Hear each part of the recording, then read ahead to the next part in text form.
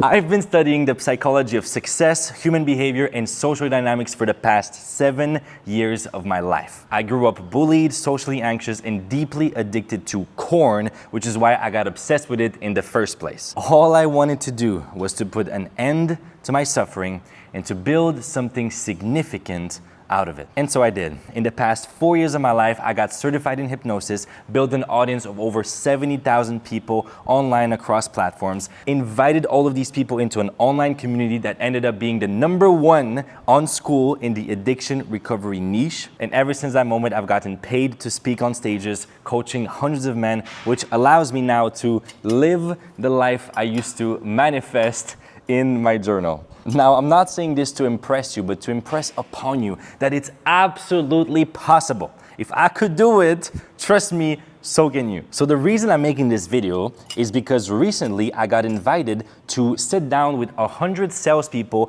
and aspiring entrepreneurs. And that's where I got to share all of the tactical advice I got to learn from the past 4 years of leading men to their peak potential. We're talking everything from influence to behavior change to discipline to subconscious reprogramming and even charisma. So what I'm going to do today is compress all of the knowledge I learned from the past 7 years of being obsessed with these topics into lessons that you can use now. So here's what we're gonna cover in this course. It will be broken down into 3 different sections. Each section is one workshop I got to do with these people. The first workshop is all about the currency of trust, the most important skill you can possibly learn in the areas of influence and communication. That's when you'll see me talk to a group of sales guys, but I've also done that talk with agency owners, with coaches, so truly anyone who wants to move people. The second workshop is about what I call Neuro creative conditioning, which is just a fancy name for the framework I use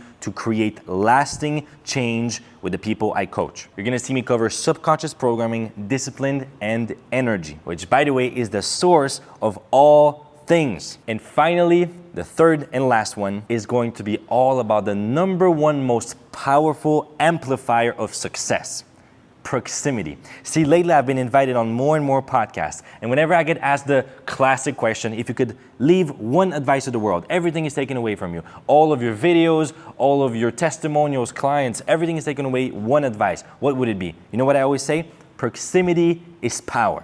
That's it. Proximity is power. Proximity is what allows you to speed up your progress and to get ahead of 99% of people who don't understand the importance of it. You're gonna understand exactly how to do that by the end of this course. Matter of fact, talking about proximity, if at any point while watching this you realize that you would actually prefer experiencing these workshops live in a real interactive environment where you don't just listen, you actually do the exercises surrounded by like-minded people just like you, getting personalized feedback from me and asking questions about your own unique situation, just like you'll see these guys are about to do, then you're going to want to join our community. At the time of recording this video, it's still 100% free, but it's probably not gonna be the case depending on when you're gonna watch this video. So if you're the all-in or all-out type of person like I am, then you'll definitely want to check out the link I put at the top of the description. But don't do it now. I want to earn your trust first. So with that being said, enjoy my life's work. Cheers. Hi, everyone. Today I'm a little bit shy. Thank you, David. I guess, you know, I'll truly do my best. Maybe it will be useful. I'm not really sure, you know. Again, please give me a chance. I don't do this very often. Somebody get that guy out of here. You guys ever heard of show, don't tell? So instead of introducing this with like, here's what we're gonna talk about today, here's what we're gonna do, I decided to actually demonstrate directly what I'm gonna be talking about today, which is the power of communication. But most importantly, the power of trust. Thank you, David, for the introduction. Now, obviously, since you already put me a little bit on a pedestal, you already hyped me a little bit, it didn't fully work. But the same person that you saw in the beginning and the person now, that person and me, we are the same. Both are Danny, but there's a massive difference in the effect that I probably had in your subconscious mind. Now, thank you again for explaining a little bit what I've done. It's not the first time I do it. I've done it multiple times. I've been paid to do it. But you guys probably don't even need to hear me say it because you're going to see it in the way I express myself. You're going to see it in the certainty with which I speak, with the confidence in which that I have in what I say. So today, we're going to be talking about trust. Trust, because most of you are already familiar that trust, by the way, you guys, do you see it in mirror? Because I see myself in like reverse. So you see it well? It's well. It's perfect. Awesome. Yeah. So trust, your greatest currency in business, but not only in business, your greatest currency in relationships as well. So I don't know if many of you guys are in a relationship, but yesterday I was speaking with my girl, literally when we had this conversation, and we're breaking down like what is the most attractive traits in a man. And what she said was number 1, courage, number 2, emotional intelligence, but number 3, trustworthiness. Being trustworthy as a leader, as a potential father. I don't know if you guys, some of you guys here are already fathers, but when you're going to be a father, trust is the greatest currency you could possibly have as a man. But today we're going to focus mainly on the business side of things. So let's start with my definition of trust. We're going to go on some Hormozy type shit. I'm a big Hormozy fan, so you're going to see how you see the parallels. So my definition of trust equals time times proximity, and you guys will have to excuse my writing. This is horrible. So proximity, okay? By the way, you guys, if you're not taking notes, I don't know what the fuck you're doing. Like, this is, you are already investing time with us here. Might as well make the most out of it. This is going to be recorded. Matter of fact, I think there's more AI stuff in this call than actual people, but just noting it down will allow you to take the information better, okay? So watch this. Trust times, okay, I'm going to make an effort to write it better. Trust times proximity. So far, pretty simple. Time times proximity. And this is, the last one is what we're going to focus about on most, okay? The last one is, watch this, perceived likelihood, that's on some Hormozy shit, perceived likelihood of, not achievement, but of reward. Perceived likelihood of reward. So what do I mean by that? Let's say it was achievement, right? So a fucking serial killer could get you to make more money, but it doesn't mean you're going to trust them if you know they are a fucking serial killer. So what I mean by reward is like perceived likelihood of good stuff happening by being close to that person, spending time with them, being close to them, good stuff happening. Okay, so let's break it down. The first one, time, is pretty obvious. And by the way, right now we're doing the theoretical stuff just so you guys have a frame, but then we're going to go into the cool storytelling and, you know, actually practical stuff.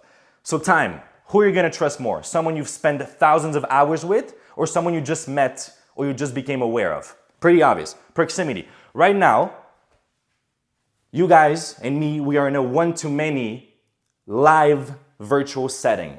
So eventually when you're going to be asking questions, I'm going to be able to interact with you guys. So there is some proximity there. But compare this to, let's say, a YouTube video.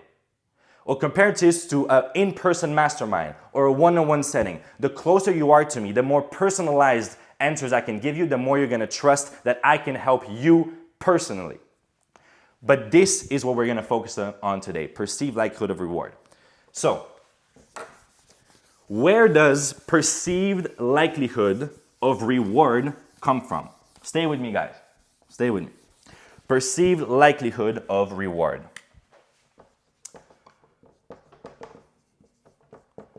Likelihood of reward. Well, it comes from proof. It comes from proof. Didn't teach you guys anything new. But there's one big problem with that. Proof. A lot of people focus on only one type of proof. The external type of proof. Hormozy freaking selling $100 million worth of books in a week. Now that's pretty intense stuff. You trust that that guy can help you. It's external proof. And of course, once you demonstrate external proof, it's kind of this automatic almost process. But none of us are at Hermosi's level, at least I'm assuming. I don't know some of you guys in the chat, but I'm assuming. None of us are at that level where just being like, here, and person immediately goes, oh my God, I trust you. So until we get to that level, everybody starts from zero. None of you guys, I'm assuming, are at zero. Everybody starts from zero though. So until you get to that level, you need to compensate with another type of proof. And that's what we're going to cover today, which is internal proof. Internal proof. The type of proof that gets people to say, there's something about that guy. There's something about him. I don't know what it is. My gut is telling me I can trust that guy. Something's going on here. That's the type of proof we're going to focus on today. All right? And I actually have a story to demonstrate the importance of this proof. So a couple of years ago, I was actually an actor. Before being a coach, I was an actor. And so, I was in a phase where I was like, this industry, I'm gonna make this story very short. This industry, a little bit superficial. I'm not down. I'm looking for something else. I started watching self-improvement content. Eventually, one of the guys DMs me and says, hey, Danny, I'm offering a free coaching call. Are you down? And me being young and innocent, I was like, oh, a free coaching call. Let's go. The guy is just gonna help me for free. So we go on a call. Long story short, 2 hours. The guy takes me from not even imagining the possibility of being a coach to telling me, bro, why don't you become a coach? I was obviously resistant. He dealt with my objections. In 2 hours, I went from being an actor to actually committing to becoming a coach and following his program. So I took the thing, and it was the most coachable I've ever been. David is going to be jealous of that guy. It's the most coachable version of me I've ever been. Everything he was saying, I was doing it. A few weeks later, less than a month, I get on my first ever sales call. I didn't know anything about business. I didn't even know what a lead was.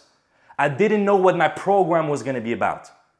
I had no idea, but there was one thing I had, absolute certainty that I was going to do whatever it takes to close that guy. Absolute certainty. I remember the feeling. It was ridiculous. I told my family, I was like, there's no way I don't get that. I had absolute certainty. We go on a call. 2 hours later, I closed my first 4-figure deal on my first ever sales call. I had never done coaching before. I had never done sales before. I had one thing, this. I had this. And so, obviously, this is not like an example that is like, oh, everyone can do that, but it's a point that even if you already have a lot of external proof, this is just going to help you in any situation in life. So let's dive into how to build that inner proof, internal proof. Cool. So, like I told you, inner proof is the person having this gut feeling, there's something about that guy that I trust. So it's the image they have of you. Now, this call is a bit about social media. Everything I say can be related to social media. So on social media, you have the actual external proof you can show. Client testimonials, classic. The more results you have, the more people trust you. But there's also the way you express yourself, the way you speak, your body language. And so it's all about the image that you're projecting. But remember at the beginning of the call when I was like this? That self-image, in that moment, my self-image was, please guys, like give me a chance, and I was all closed off. That was my self-image at the same time. And then I was like, oh, wait a minute, I remember I'm actually a speaker. That's good. And so my whole image immediately changes. So the way Okay, let me give you guys a quote. People will only respect you to the degree that you respect yourself. We've all heard that. It's a bit cheesy, right? It's a bit cliche. But it's cliche because it's true. People will only respect you to the degree that you respect yourself. And so, if you want to show a powerful, trustworthy image, guess where it starts from? Your own self-image, your own self-trust. Okay, cool. Now, where does... Hell yeah. I see you, Emil, too. So, bro, self-image comes from proof. Self-image is built on proof. Okay, cool.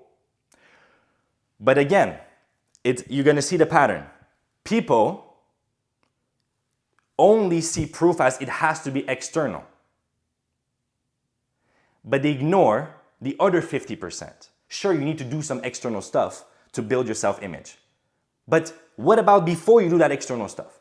And I will tell you guys another story as we go into the core of this talk. So how do you build the inner proof?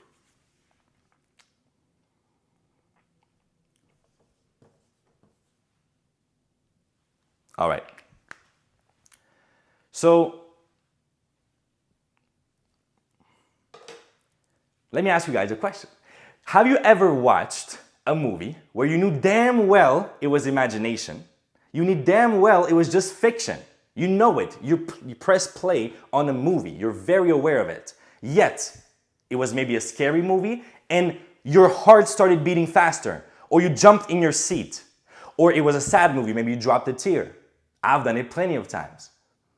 You knew it was a movie, yet your body on the level of the nervous system reacted as if it was real.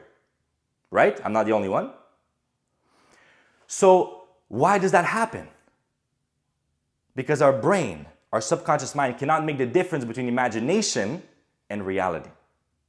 And so when you vividly imagine something to be real, your subconscious mind goes, okay, it's already reality.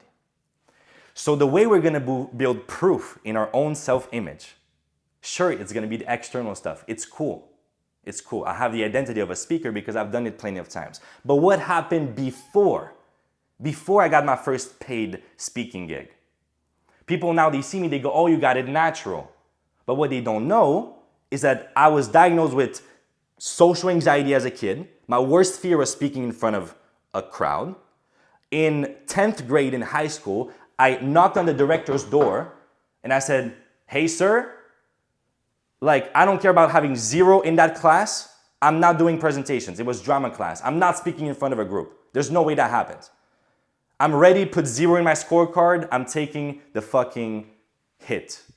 And a couple years later, now I do this shit for fun and as a professional career as well. So what happened? Well, it was years and years and years of deciding who do I want to become. Number one, how do you build inner proof? You focus first on who do you want to become. Not on what do you want to get necessarily. It's who do you want to become as a person. Another cliche, if you remove all the money from the world and you redistribute it equally, what's going to happen within a few years? Same people who are at the top, we're going to be back at the top. People who are at the bottom, we're going to be back at the bottom. Because no one can remove who you become as a person, the skills you build as a human. No one can remove that from you. Another study, I don't remember what the number was, more than 50% of people who win the lottery go back to being broke within a few years. And then you see stories of billionaires losing everything and getting it back within a few years. It's because of who they are. So, number one, you focus on who do you want to become as a person. I want to be a speaker. But then, that doesn't mean shit. A lot of people talk, right? Why does it matter to you? That's going to be your fuel. Who do you want to become as a person? Why does it matter to you? And there's no wrong answer here. It really can be anything. So for me, it was, I suffered a lot in my life just like anyone else. The only difference is I got obsessed with sharing what I learned with the world, because otherwise what that would mean is that I suffered for nothing, and that is hell. This was my biggest why. It's a selfish reason. I don't want to be suffering for nothing. It just so happens that the solution to that is serving a lot of people. And so this feels like a very strong why to me when I was building who I wanted to become. And the third one, this is what you guys have been waiting for. You guys want to hear me talk about strategy. Okay, Danny, but what do we do here? Cool. The third is the what. Aha, now we're talking. The what. So one thing I did, this is just an example. The reason people go, oh, but you're a natural at this, Danny. You just have it. Is because I spent years with this whiteboard. I still got it. Alone in my room, speaking in front of who? In front of no one. I was literally doing presentation. I was reading a book and then I was teaching no one. The ghosts in my room.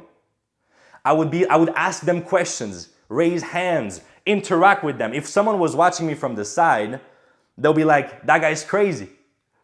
The fuck is that guy doing? Well, I was building the proof. I was building the inner proof in imagination. I was building the proof that I am a speaker so that once I had my first speaking gig, it was as if I've been doing this for a while because I had just in my imagination. You guys starting to connect the stuff here? So when we build a plan, okay, so you guys remember, trust. The way others perceive you as trustworthy is if you perceive yourself as trustworthy. But the way you perceive yourself as trustworthy is if you build on proof. Cool. But a lot of people stay stuck on the external proof. What I'm saying is we can double the speed. Matter of fact, it's probably more than that because there's a compound synergy effect going on where you back it up with inner proof as well. You start with what you have, and all of us have imagination. All of us can find ways to create that, even if there's no external results yet. Cool. So now I've been speaking for a while. I've been dropping a lot of sauce and a lot of theories. But now it's time for you guys to get to work. It's time for you guys to do a little bit of what?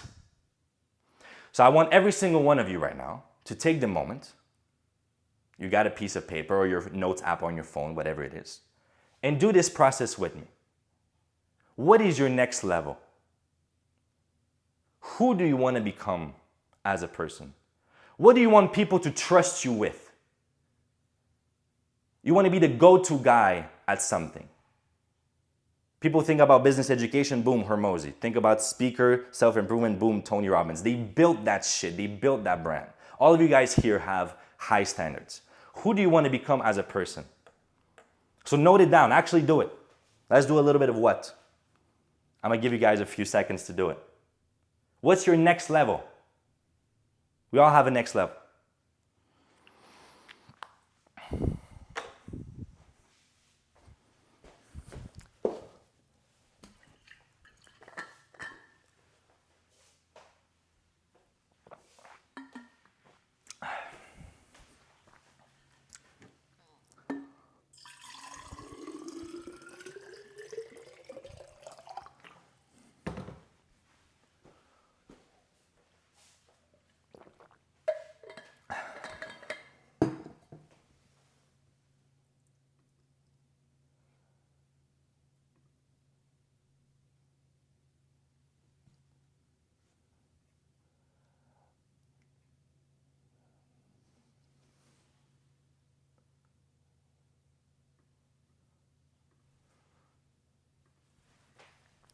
Awesome.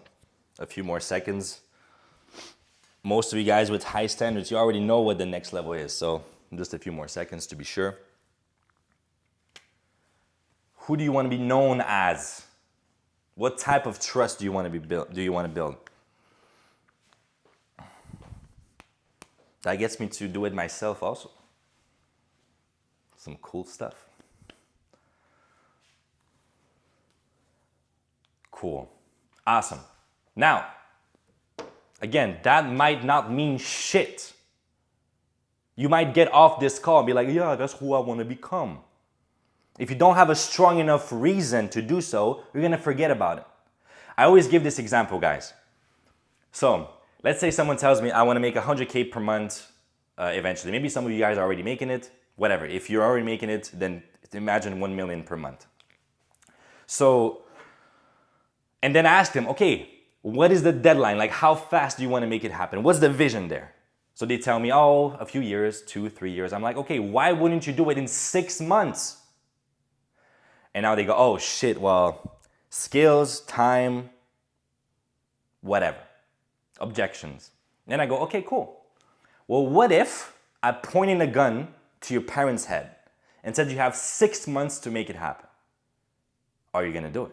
Otherwise, I shoot them in front of you and you always know it's gonna be your fault. Are you gonna find a way to do it? Now, all of a sudden, these guys are like, oh yeah, of course. So what happened to the time, the skills, all that stuff? The only thing that changed is the why. They had a strong enough reason why to achieve that. So what is your why? What's the deepest why you can find right now? And you gotta be honest with yourself. It doesn't need to be, I wanna change the world. It can be that if it drives you, but be honest with yourself. What's your deepest fuel?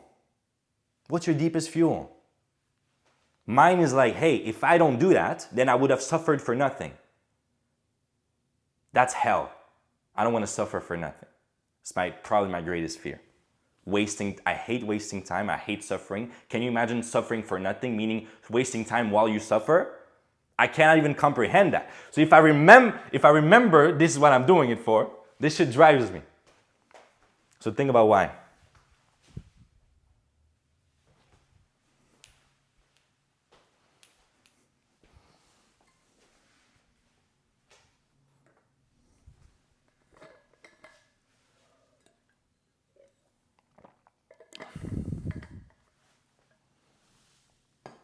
David, are you doing it here too?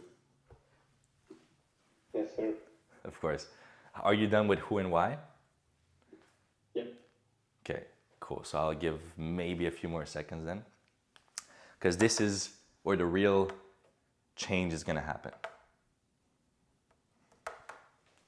This is just a setup that gives fuel for this, for the what.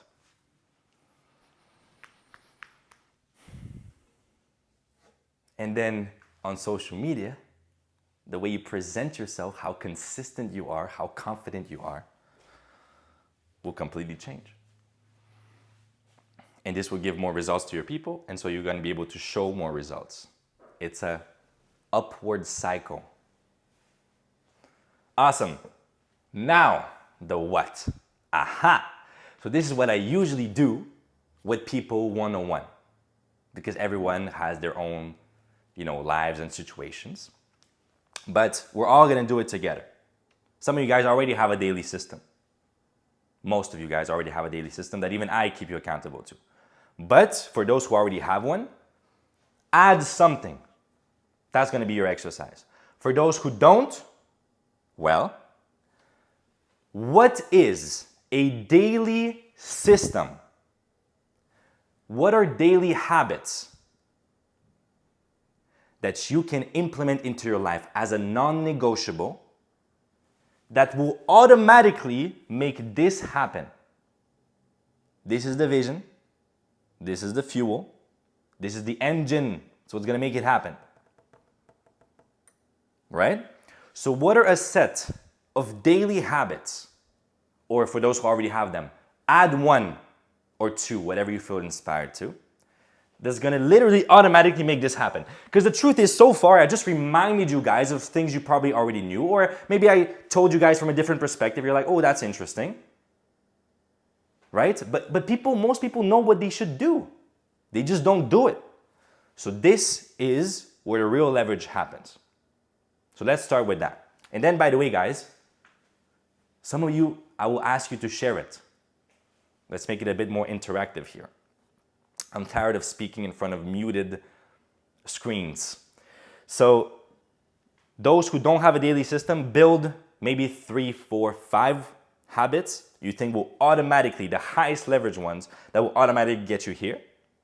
And a principle you can use, you guys are all familiar with the 80-20 Pareto principle. What I prefer is the 5-95. My people know that 5-95, like really the freaking deepest leverage you can find. 3 to 5 actions that will make it delusional for this to fail. This is what we're looking for.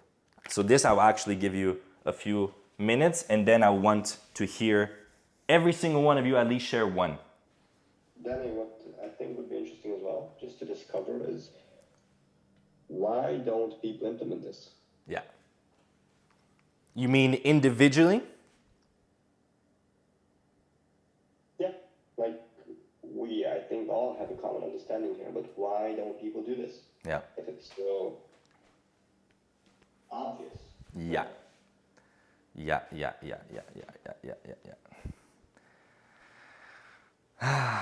la la la la. Humans. I have the answer. I have the answer because it's something that even I need to confront on a daily basis. It's called being part of the human game. And it's fear. And that's why it's so counterintuitive. People are like, but wait, but no, but I have all these dreams. What do you mean, like, I'm afraid of doing the stuff that it would take to do it? Well, deep inside of you, there's only 2 reasons people take action. Okay? It's either going towards reward or running away from punishment. That's the foundation of human behavior, right? And so in your subconscious mind, the only reason you wouldn't do something is because in this moment in time, you associate more punishment than reward. That's the only reason why you wouldn't do something. You are afraid of some form of punishment. That punishment can be even change. It can be change. Because think about it from an evolutionary psychology perspective as well. Our ancestors, they were in little tribes, right? And so they had to explore the world to hunt or to whatever, to survive. Now, what was safer? Going somewhere where you knew where everything was, or going somewhere where maybe there's going to be a tiger, maybe there's going to be another tribe? You don't know. The unknown is so scary it could cost you your life. So that's why people fundamentally sometimes are afraid of change. They're afraid of discomfort. It's a survival mechanism inside of us. This is why the second point is so important. The second point. So matter of fact, one of the fucking habits you guys can add in what is to remind yourselves, to find a practice to remind yourself of the why. Because it's the same thing. I used to coach guys how to quit porn. And the thing is, in the moment, if these guys were focusing on the moment, watching porn one more time or not doesn't really change anything. I mean, might have a little bit of consequences, but compared to the pleasure, to be honest, it's low-key worth it if you only focus on right now. But when these guys, I got them to focus on what will be the impact over the next 10 years of their lives. Now everything changed all of a sudden. Because that's a tricky thing with habits. Right now in the present moment, it doesn't really have an effect. Positive or negative. You have a negative habit. You eat one more cake. You watch porn one more time. I agree with you. It's not going to change anything. But it's doing it over and over again. It teaches your brain to associate reward to that behavior over and over again. Next thing you know, it's a habit. And now this habit, when you push it over the next 10 years, then you're fucked. So when you use the power of your imagination again as a human, your power of imagination, you can project yourself into the future. Look at what impact they're going to have. All of a sudden, you don't even want to look at that cake, or you don't even want to look at that porn. Because all of a sudden, your why changed. Matter of fact, I would think this is ignored a lot. Just tell me what to do, Danny. Just tell me what to do. Sure, I could, but there's a reason why no one fucking does it. It's you gotta do these first steps before. So David, I would say even for myself, as soon as I start losing that energy or I start lacking in my habits, I'm like, wait a minute. Something's going on here. I forgot the vision. I forgot what we're here for. And so it's a consistent reminder of the why. This would be my answer. Because as soon as you have a strong enough why, it pushes the scale of reward, like it makes it more powerful than the punishment associated to the behavior in that present moment. Does it make sense? Cool. All right, so while I was yapping, you guys probably finished choosing a few habits. Who would be the courageous one to start?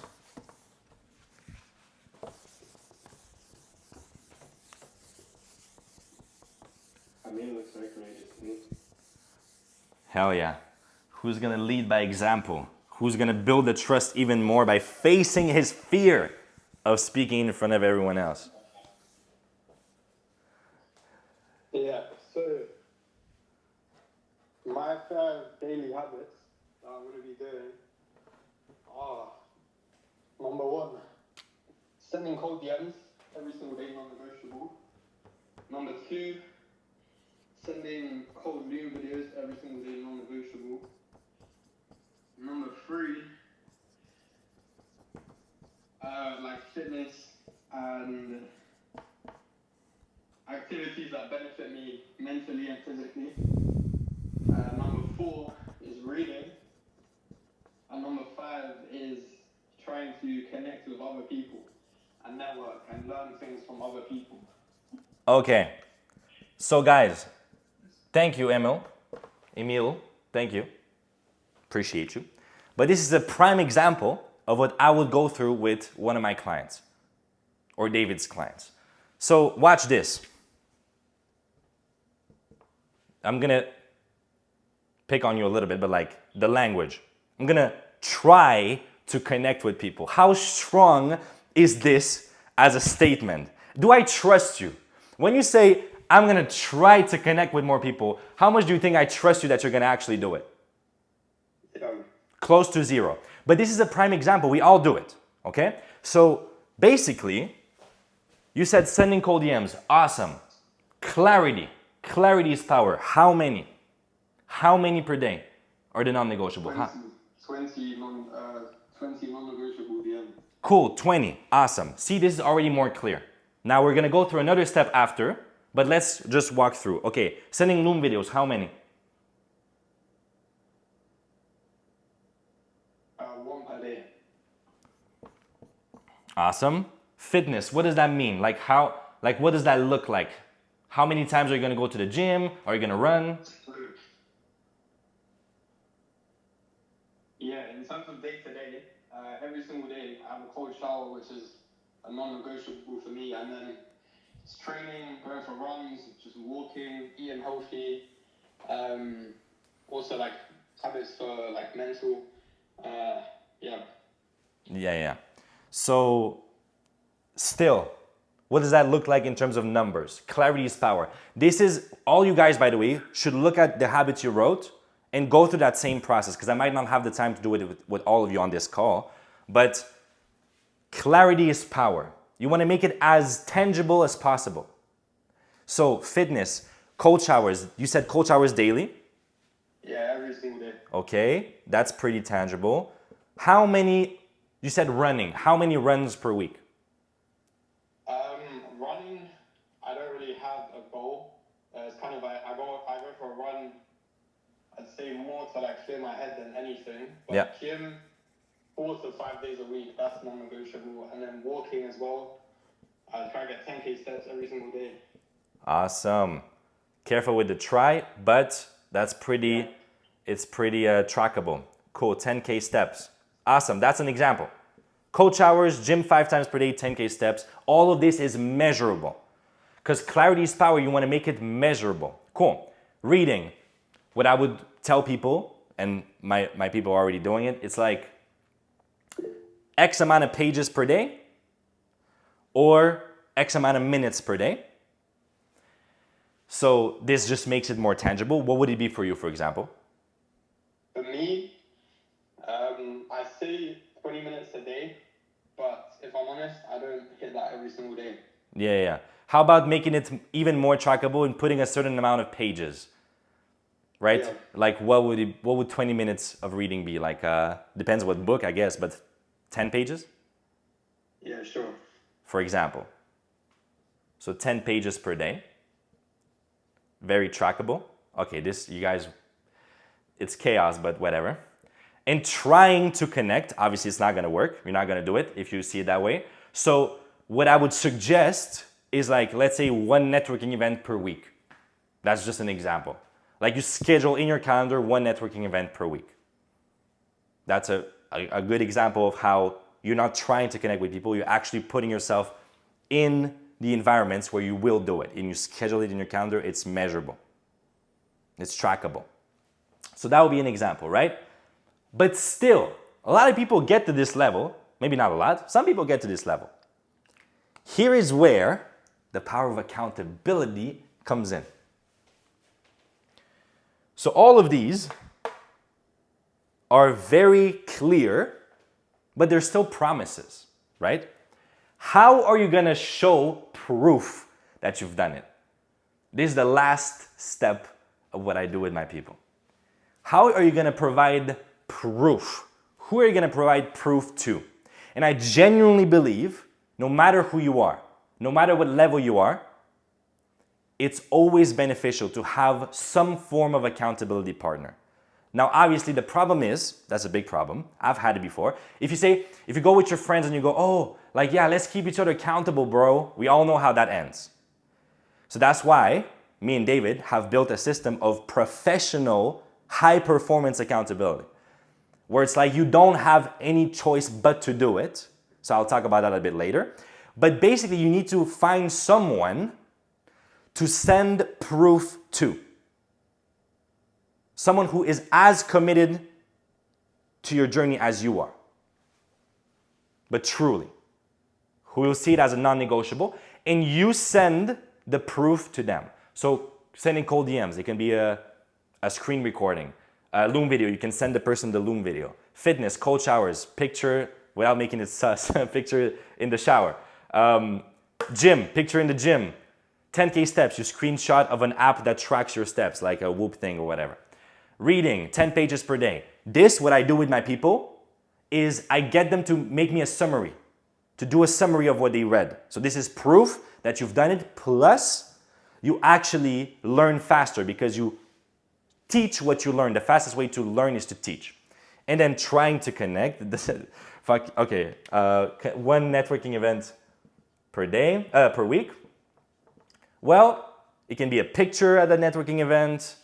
It can be like showing all the Instagrams you took or all the LinkedIns you took at that event or the numbers you took at that event. There's many ways to do it, but make it like you must be able to show proof. Awesome.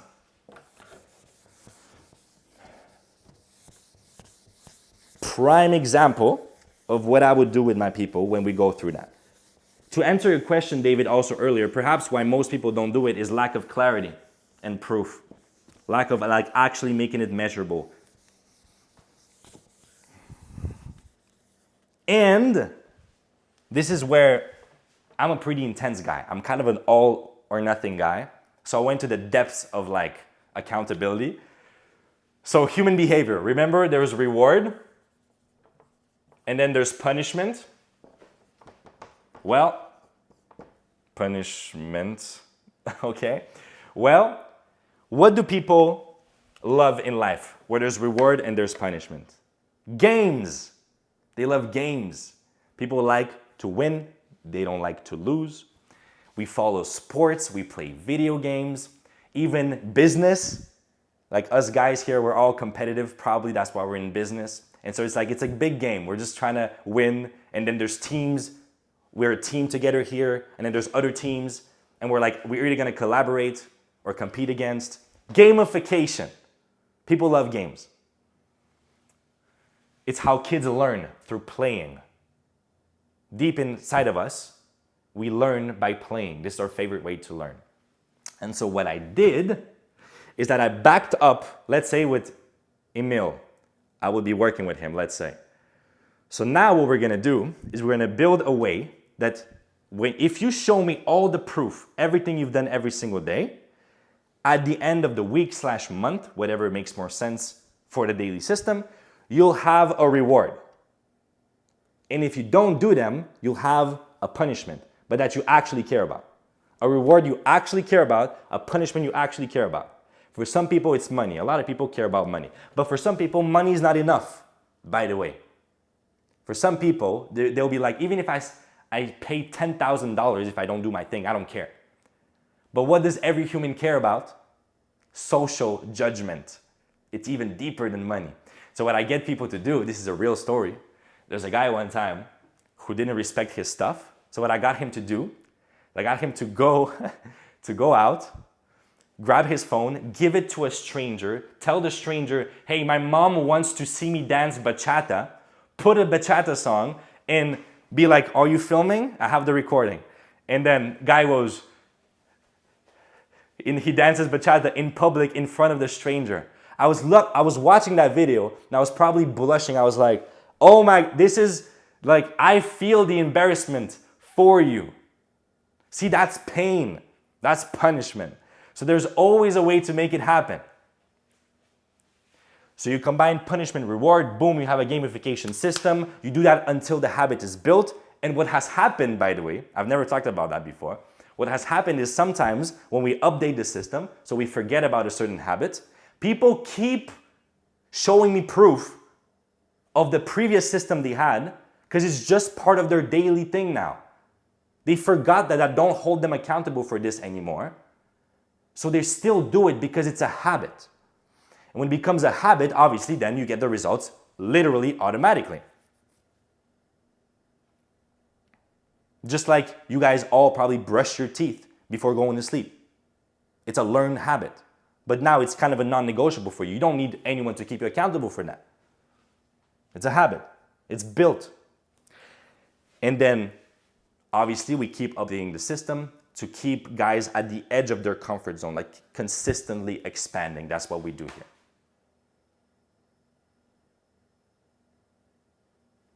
Any questions you guys have for anything I've said so far?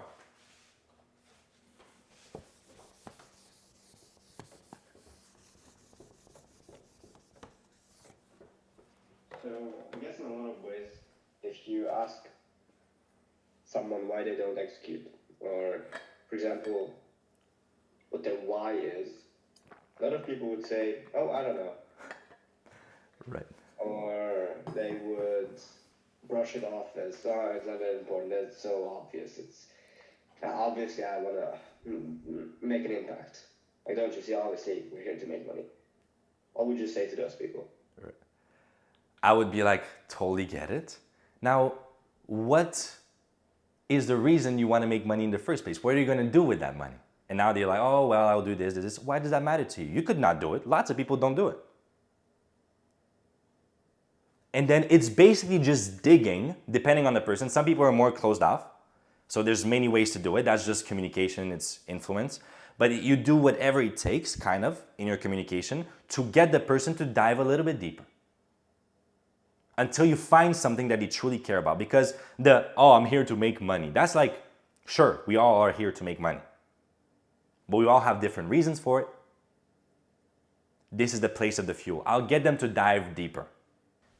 This is a fucking dangerous one. It's so dangerous because people get stuck, like David said, people get stuck into, they don't even try. Because if you don't try, there's no way you're disappointed, there's no way you fail. But that's the ultimate disappointment, it's the ultimate failure. I did one exercise with a guy one time who had this fear. And I told him, okay, brother. And then I started pushing on like the 85-year-old him or him on his deathbed. And like, do you know how many people make a promise that they'll make it? They'll become great, famous, rich, whatever the guy was caring about. Do you know how many people make that promise and never fucking do it? It's real. We hear about the stories of the people that end up making it. How many of them never made it? They died without ever achieving that. Me saying this is reminding me of how fucking afraid I am of that ultimate disappointment. So matter of fact, I would say you can use that fear, just don't let it use you, and project it into ultimate disappointment. What is the ultimate failure? You dying without having achieved what you deep down know you want to achieve, or you've already told someone, but a long time ago, then you got back into your comfort zone. Ultimate disappointment, ultimate failure. 1 out of 1,000 people make more than $1 million per year. How many of them actually have tried to do it? That's the truth no one wants to hear, bro. There's people who are trying. They actually tell everybody I'm gonna be a millionaire. They do it.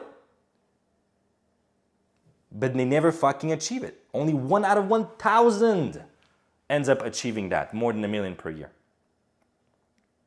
And so, like, sure, you can save a little bit of disappointment right now, this next week, this next month, if you don't even try. But the ultimate disappointment. Oh, yeah. Like your family at your funeral. Oh, yeah. He was really ambitious, but I guess like he just wasn't made for that. I hope that fucking triggers you guys. That means you have big ambitions. Don't be that ultimate disappointment. That's my answer. Remember, truth is delayed gratification. Little lies are instant gratification. A little lie can save you from some pain in the present moment. It can absolutely save you from responsibility, which is discomfortable. Which is uncomfortable. But truth is delayed gratification. Truth is investing in your future. Remember it this way. Remember it as this concept. It's normal that truth is uncomfortable in the present moment. That's okay. It's just like you eating healthy instead of junk food. Like, sure, eating healthy in the present moment might be less comfortable than eating junk food. But on the long term, it's serving you best. Same for truth. By the way, guys, it would be my pleasure, David. We didn't even talk about that before, but like, it's my pleasure to anyone who I haven't been on a call with yet. I'll just do it as a gift, as a bonus. I'll help you guys build your daily system and go through the process I went with Emil. Even Emil, bro, we can get on a call to dive a bit deeper. And you guys will have your own daily system. I decided I'm currently working on a new course, entirely new course. Everything I've ever learned with working with all of these people and just put into one course I've been working on in the past week with Venn diagrams. And I decided today to share what I'll talk about in the beginning of that course, which is literally how to get a result, period, in the fastest way possible, the most effective way, the most optimal way possible. From everything I've learned, the patterns I've observed, whatever result you want to get. Because some people in this community are here for dating, relationships, want to improve your relationship, or meet new women, meet higher quality women, or you want to improve your social skills, or you want to make more money, or you want to quit an addiction. The principles, one thing I've learned is the underlying principles are the same. And this is what I'll teach y'all today. Okay? Cool. I'll also be asking you questions, so make sure to participate. And take notes. Take notes, because, by the way, William, this is another thing I want to mention. The recordings from these calls won't be available to everybody. Oh. Don't post them after in the group. Because what I want to create is a stronger commitment to being present. Because that's where the magic happens, when you show up. Like you guys did, 2 weeks in a row, then 3, 4, 5. That's where the magic happens, in proximity. We talked about that last time, proximity. So watching a recording after, it's not the same. So this won't be available, so make sure to take notes, okay? And I'll make sure, by the way, if you have questions along the way, like we'll stop, we'll cover your questions. Okay, cool. So let's begin. Now the first thing that most people miss out is the most important thing. And that, my friends, is clarity. So first, before even freaking starting to put some work in, you got to get clear on what you want. Because what I always say is, how do you expect life to give you what you want, or God or the universe, whatever you prefer, to give you what you want if you don't even know what that is? Clarity is power. The more clear you get, the better. So right now, actually, let's hear you guys. What is one outcome you want to get from this call? Like if you get one outcome, an action, something new, a result you want to get, what would it be? Now, a lot of people get to that, and then they go, okay, let's make it happen. Let's make it happen. But why do most people know what they should do, yet they don't do it? Everybody wants to be wealthy, happy, healthy, loved. Yet that's not the case for everybody. Okay, cool. So what's missing? Well, my friends, let me introduce you to the first part of the equation. Remember in the post, I wrote the equation. Creating the reality of your dreams is RPM plus NCC plus energy. We're going to cover all of that today. So stay with me. So our RPM. Okay, RPM. What we just did is the first part, is the art. It's the result-oriented part. So you guys just got clear on what you want. So you get focused on a result. And by the way, it should be as clear as possible. So normally I would go with Moshe, I would say, okay, how many women do you want to approach for dating? With Gino, it's like, okay, energy. But what does that mean to you? Like, what is energy to you? What does it mean? William, well, you described your routine, so that's good. Okay, result-oriented. The second part, that's going to be your fuel, is the purpose-driven part. Purpose-driven. Now, why do you guys want that? Why do you want that? We reached the place where most people don't go. We reached the place where most people... By the way, I'm doing that with Moshe, and we have a relatively limited amount of time, so I won't do it with every single person every time. But guys, I want you to do it in your minds as well. Whatever you wrote down, whatever your goal was, it's like, why? But most people stop at the first level. It's like, why do I want to make money? Well, okay, I got to pay my bills. Wow, that's a lot of fuel. That drives you a lot. It's like, we just reached a deeper level. The longest study in history. I think it was something like 80 years. Followed the same men for 80 years, something like that. Like it was given from generation to the next generation. Still following the people. The conclusion was, the number one factor for happiness, is it money? Is it career success? Absolutely not. It's the quality of our relationships. The quality of our relationships. So what you said is beautiful. Okay, cool. So we dove into the second part, purpose-driven. So the way I like to, actually I'm gonna put it this way. All right, cool. So the way I like to frame it is, you can put it like this, on top of whatever sheet you're using. That's where you're gonna write your specific result that you're looking for.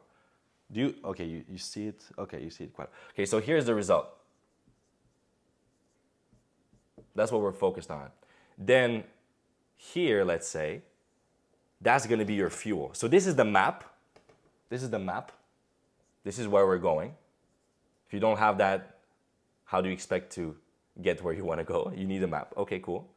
And then here, you have the fuel, have the purpose. Right now, we just named a few reasons, but the truth is, there's probably much, much, much more. So right here, you write all the purpose. And now, what do you think is left? What do you think is left? After you get what you want, you get the why. Now what's left? You have the what it is that you're getting. Now you understand why. What's left? How? Boom, the how. Massive action plan. That's the action. The how. Cool. The methods. Yes, the methods. That was good. Okay, cool. Now, So far, we have, okay, I'll actually use both. So far, we have only one part of the formula. Now we're clear on what's happening. So it's like, okay, you know what you want, why you want it, and then you can build a whole lot of action steps. Again, right now we're still where most people kind of like, they get that. It's like, okay, we build an action plan. Most people know what they should do. Okay, RPM. That's the first part. Now we get into the good stuff. Now we get into the difference between people who know what they should do and people who actually do it. The people who get the results. Boom. Okay. Call it the results diagram. We just got clear on what is the result that we want to get. Why do we want it? And we have an idea of what the kind of action should be. Again, I can't go personal with all of you, but I'm sure most of you know what you should. It's like, okay, William knows that he should just do his routine. Moshe knows he just needs to approach women. It's like the action is the figuring out what to do. That's easy. It's the easy part. It's like, okay, how do you make sure to actually follow through? And Gino, same thing. You know the routine you should follow. I've already given you what you need for the energy. Okay. You guys ever read Atomic Habits? At this point, it's such a classic. It's like, it's almost cheesy. Okay, cool. Well, there's a reason why it's the best-selling self-improvement book of this century. It's because that shit works. And remember when he was talking about the 3 different levels of, I think the way he framed it was of goal setting. It was, you remember the 3 circles? Okay, I'm gonna remind y'all real quick. Okay, so I'm gonna put it here. So it was either, okay, I need to change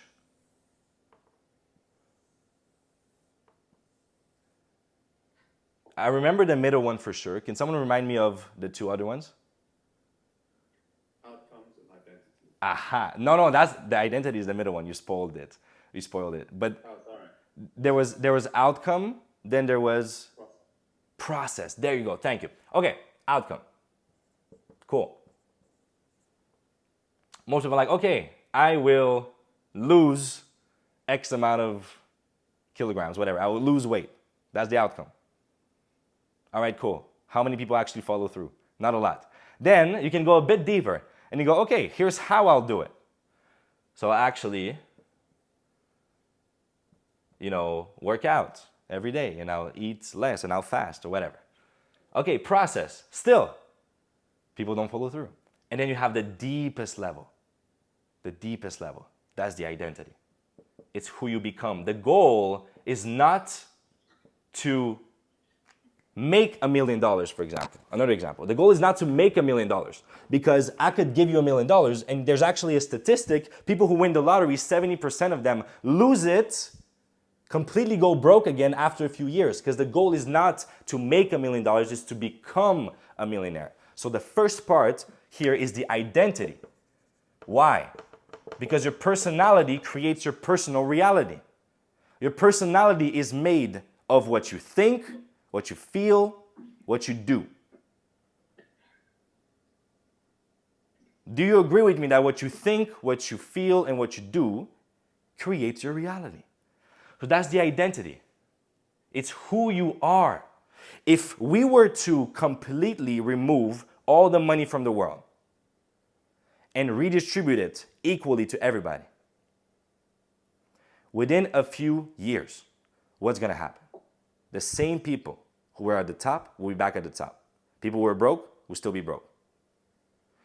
Or billionaires who've lost everything. Within a few months, what happens? Boom. Well, maybe a few years. Boom, they gain back their wealth. People who win the lottery, after a few years, what happens? Boom, they lose everything. So what happened? It's the identity. It's who they are. It's who they become. Now, what creates identity?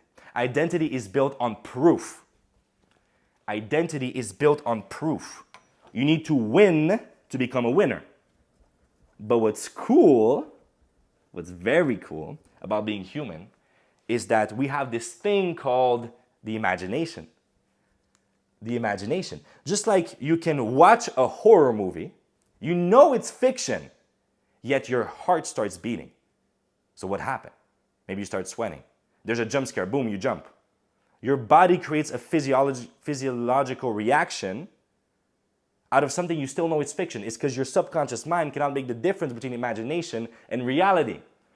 And so before even becoming whatever it is that you want to become, you can see yourself doing it. Or you can remember in the past moments where you've been that person.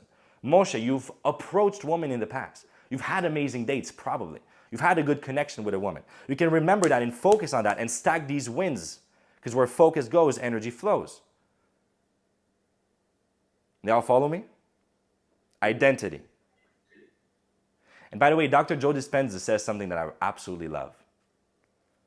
He says, you can remember your future. Why? Because the past isn't any more real than the future. Both are in your imagination. They don't exist anymore.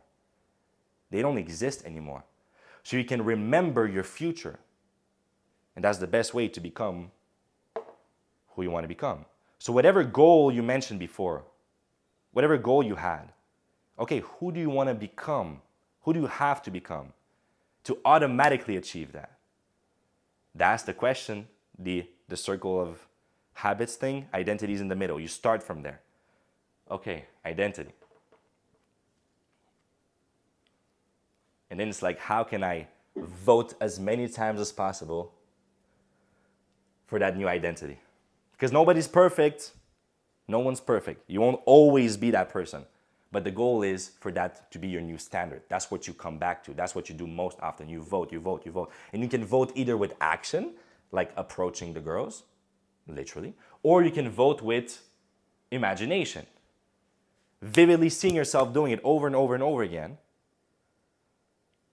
Or remembering moments in the past where you have done it. Before doing that shit in front of you guys, and now it is my career, I've done that for years where there was no one. I was with that same whiteboard, speaking to no one, and asking the questions, being like, hey, who can relate to that? And then communicating with the people, but there's no one. But I did that to create the identity. Okay, cool. Now, what's the problem? Big problem here. Someone goes, okay, I will become a confident person. I will be confident and I'll approach all these women. And I will make $1 million. I'll become a millionaire. Let's go. Let's get it. Let's make it happen. And now you start remembering things. You take action. You're in good momentum. Then boom, a few weeks later, bam, you sabotage your success. Right back to baseline. You do some, with the porn thing, that's the classic. I've helped guys quit porn for a long time now. The classic is, okay, you're in a great momentum. Everything's going amazing. Boom, a relapse out of nowhere. What the fuck happened? Because there's a deep pattern inside your subconscious mind who's still comfortable, secretly enjoys the pain, enjoys the weakness, enjoys the mediocrity. And so the second part here is pattern interruption. You need to interrupt the pattern. You need to find a way to disrupt that subconscious limitation you have. Now, this often, and this is just me being real, I know I could be biased, maybe I am, but very often, the most effective way to do it is with someone else. Someone else breaking that pattern. Because if it was so easy to do it alone, you would have done it already. That's why everybody, that's why I have a coach. And then I coach people, but I also have a coach. And then Tony Robbins, basically biggest coach in the world, he also has coaches. It's because there's an advantage to having someone doing it for you. But you can technically do it yourself. And there's some meditations for that. And I've created some meditations for that. A good example is you really feel, okay, in the next 10 years of my life, what will my life look like if I keep doing exactly what I'm doing right now? If I make this a habit and I keep it for the next 10 years of my life, how would it feel? And then you imagine it vividly, you feel it until it feels so painful. And then you're like, fuck that. You come back in present moment. You're like, oh, wow, I still have the opportunity to change it, not to be that person in 10 years. Boom. Now you do it on the opposite side. Now you do it on the positive side. What will my life look like? And you feel it if you actually break that habit and you change for good, and then you associate so much pleasure to getting rid of that habit or getting the new positive habit that it starts, you do that often enough, it starts being automatic. But you gotta interrupt the pattern. You can't just use willpower. Because if I point a gun, okay, let's take an addiction. Take an addiction. That's the classic example. If I point a gun to your parents' head and I said, okay, quit porn for 6 months or I shoot them, what's gonna happen? Of course you're gonna quit. There's no doubt about that. You're gonna quit for 6 months. But if that was the leverage you were using, just having the gun pointed to your parents' head, as soon as I remove the gun and I say your parents are safe forever, you're gonna go right back to it. That's why willpower doesn't work. Got to interrupt the deep stuff. Got to interrupt the pattern. You got to change the associations, the neural associations you have to the thing. The reason we take action, I've said that last call, is either because we associate pleasure to something or pain. That's it. Boom. That's literally all it is. So whatever pattern interruption you're using, it's meant to change the associations you have to something. Pain, pleasure. Pattern interrupt. Last but not least, of course, all that stuff is amazing. It's fun concepts. But without action, nothing happens. Now here's the problem. People associate action, again, association, here. They associate action to, oh, it's gonna be so hard, it's gonna take so much discipline, oh, it's so boring. That's where the power of gamification comes in. Gamification. Why do human beings love sports so much? Why do we like video games so much? We love playing. We love challenges. As children, we learn through play. Why not use it as adults as well? Now watch this. What happened here? You have the 3 things that matter. You have your blueprint for life, your identity, who you become, who you are, the way you think, you feel, you act. You have the blueprint. Then you have the state in the moment. Pattern interruption. Boom. You change your state in the moment. You change your state, you change your beliefs, and you make action consistent. That's how you get results. Now this part right here, people get it. They read Atomic Habits. Okay, fair enough, they get it. This part here is, okay, cool, like 75 hard challenge, no fap, whatever. Okay, cool. Aha, that's the tough part. That's the tough part. Interrupting the pattern, the deep shit. That's the inner work. That's the consistent meditations. That's the journaling. That's the uncomfortable part. Okay. Now watch this. I need my notes to remember this part. Aha. So let's say you just do the, okay, I'll change my identity, change my blueprint, change my state, let's go. We're in crazy momentum, boom. Now you raise your standards. You have the standards. Cool. You have the standards right here in the middle. You guys can't see shit, but whatever. It's standards. But obviously without action, well, there's no results that happen. Okay, cool. Now let's say you have only the identity. Now you're building the blueprint, your beliefs for life, and you're taking action. You're actually making progress. You're making progress. But you might take 2 steps ahead, or let's say 3 steps ahead and then 2 steps back. 3 ahead, 2 steps back, because of the pattern of sabotaging.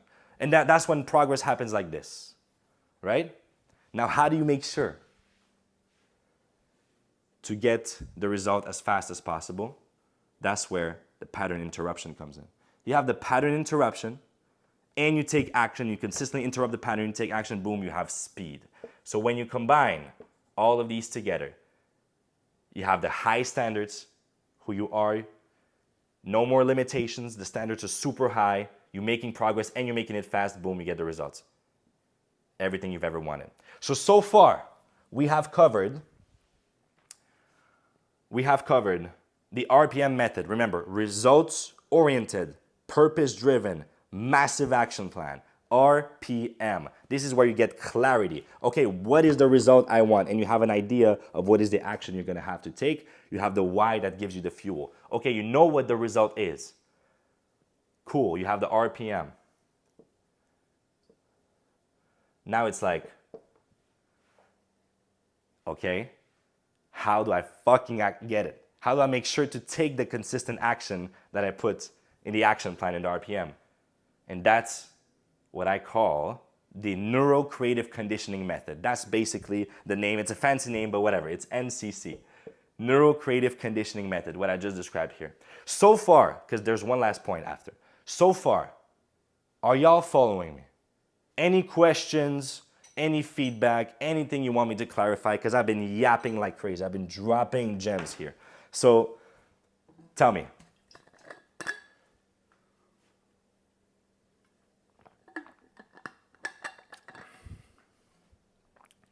Sounds good. Yeah. I will give you feedback later. Oh, look at that! Let's go. Okay, so y'all getting value so far? Y'all learning stuff? Pretty cool. Yeah. No questions? Nice. Beautiful. I love that. Okay, cool. Now, you can know all of that. You can know all of that. And you're actually doing the inner work and you're doing the progress and all that stuff. But what is the fuel behind all of that? Yes, we talked about the why. That's fuel. Okay, cool. But what is, and actually I won't tell you guys. I want you to tell me. And I will give you some hints, but you guys have to discover it. Okay, the way I'll contextualize it is, Will, my friend, you're a big believer in that. The difference between resources and resourcefulness. Okay? So resources is stuff like money. It's stuff like connections. All of that good stuff that people use as an excuse. I don't have enough money. Even time. I don't have enough time. All that stuff. Okay, cool. Resourcefulness is the ability to get these resources. Is the ability to find a way, no matter what. And the truth is it's never about resources, it's always about resourcefulness. We talked about that last call. Cool. Now, where does resourcefulness come from? What does it mean to be resourceful? What is the number one resource, let's say, that creates all other resources? Deeper than money, deeper than all that other stuff. What does it take to create? What does it take to find a solution, to be in a state, to be consistent with all that stuff? What does it take?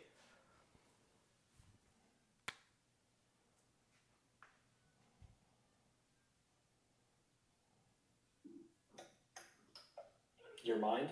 Yes. What can you say runs that mind? Because the mind is a tool. It's a great tool. What gets you to use it at your best? Resources. A resource, like the resource of all other resources, the fuel. It's very simple. What is it? What does it take? What do I have right now? What am I using to give you that information? Energy. What'd you say? Energy. Boom! Energy. Energy is what will drive all the rest. Energy is what makes the difference between, oh, that's some cool information here that Danny gives us. I'm gonna try to use it. And between like, let's fucking get it. Let's go. That's the difference. That's the difference. It's the energy. The energy is what creates everything else. It's the resource out of which all other resources are created. Now, Gino, I give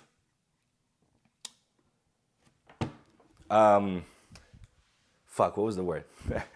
I give. I want to see the bottom of your board, by the way. Yeah. There's nothing at the bottom. Oh yeah, there is something at the bottom. Okay. Credits, Gino. Credits. That's what I was looking for. I'm giving credits to you, my boy, for the question you asked in the community, because it got me to create one of my favorite Venn diagrams so far. Woo! This is so good. So good. Okay. Energy. Okay, yeah, everybody noted that? You all have it? Do you want me to repeat, or do you all have it noted? Cool? Awesome. Let's talk about energy. Because I don't know about you guys, but my favorite speakers, aka people I look up to most, energy is their superpower. You look at guys like Tony, you look at guys like Daniel G. My guys, energy is what drives them. Okay, cool. Venn diagram number 2. Last one of the day. Energy. How the fuck do you make sure to keep your energy high? Almost effortlessly, not having to pump it up every time. What do the big guys say? I've heard them all say it. Again, let's say, I'm using the same example now. I'm going to use it in a different context where it can be good. Let's say I point a gun to your parents' head, and you have to figure out a way to make $1 million in the next 12 months of your life. You've never done that. Are you going to find a way to make it happen? Otherwise, they get shot in front of you. Are you going to find a way to make it happen? Of course you are. Why? Because now you have a vision. There's a reason why you do what you do. You have the vision. So automatically, just a vision, if it's a strong enough vision, it can give you everything else you need. So vision is the most important factor. Vision. But then, if you have a big vision, but you don't sleep for 2 weeks straight, your body will shut down.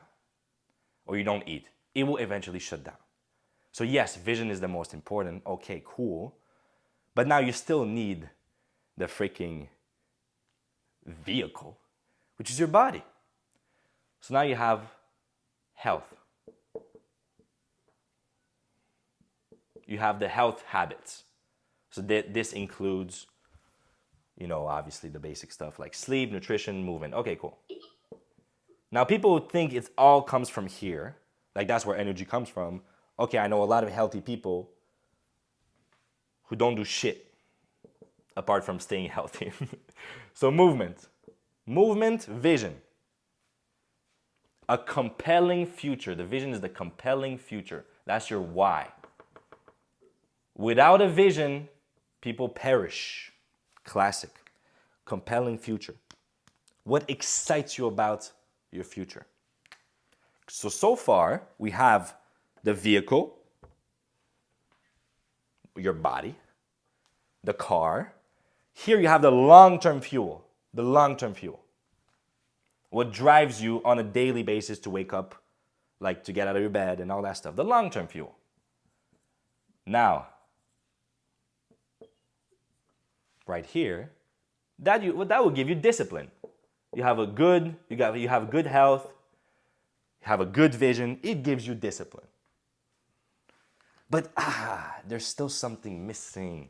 There's still something missing to unleash the fullest power of energy. And that, my friends, is what I'm doing right now. That, my friends, is play. Play. What do I mean by that? What makes you feel alive? I started this call and I had less energy than now. As I'm going, I'm technically using more energy, but the more I do it, the more energy I get. What's going on? It's because I love that so much. It excites me so much. It feels like play to me. I'm doing that shit. I would do that shit for free. I've been doing it for years. Alone in my room for free. In front of nobody. Because I fucking love it. Play. Play, play, play. Do more of what makes you feel alive. You can go all, I'm responsible, I have a mission, I'm a responsible man. Okay, cool. It doesn't allow you to share your fullest gifts. It doesn't allow you to have the fullest energy. You must find what actually makes you feel most alive and somehow incorporate it into your life. Now, I believe the ultimate life is where you can find a combination of doing something that feels like play to you and to others feels like work. Now you're balling like crazy. That's just my belief though. You can be successful without it, but here we're talking about energy. We all have stuff that naturally just makes us so excited. It gives us so much energy. So you find that. Do what makes you feel alive.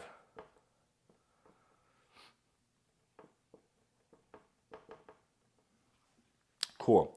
This last part of the cool little metaphor, this is your nitro.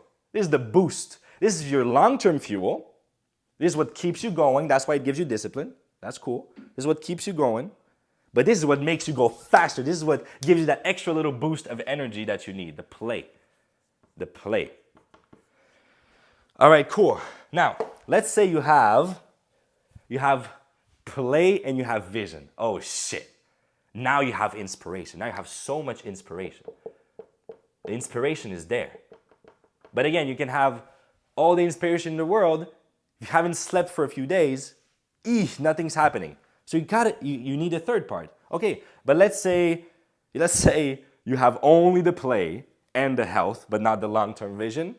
Well, then what happens is pretty cool still, but you have vitality. You have vitality. You feel vitality in the moment, but it's not the consistent energy. It's vitality in the moment, but it's not the consistent energy. So matter of fact, let me call it consistent energy is the goal. That almost feels like it's never running out. That happens when you combine all three together. And when you have all of this, when you have all of this, plus you know exactly where you're going and why, plus you're interrupting your patterns, plus you're focusing on who you want to become, that's your main vision for the long term, who you want to become, why, you're interrupting the patterns, you're gamifying it, you're making it playful. Remember the gamifying part I was talking about? The challenge? Why does it work? Because it's playful. It gives you more energy while doing it. And you see how all of this starts being related? Boom. That's how you create the reality of your dreams.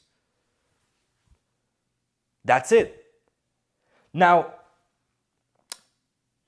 every single component is important. Every single one of them. You ignore one of them, you'll get results.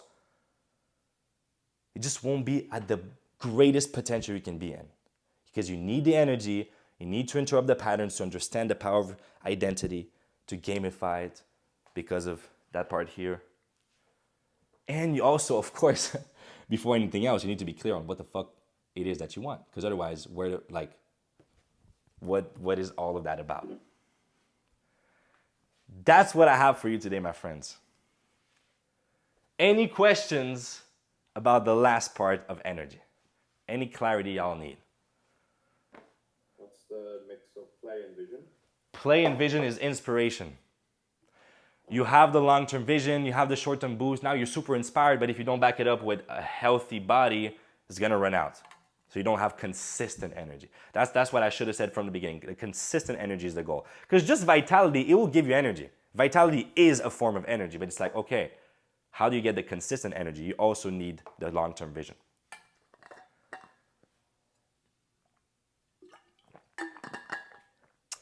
Nice. We balled today. Okay.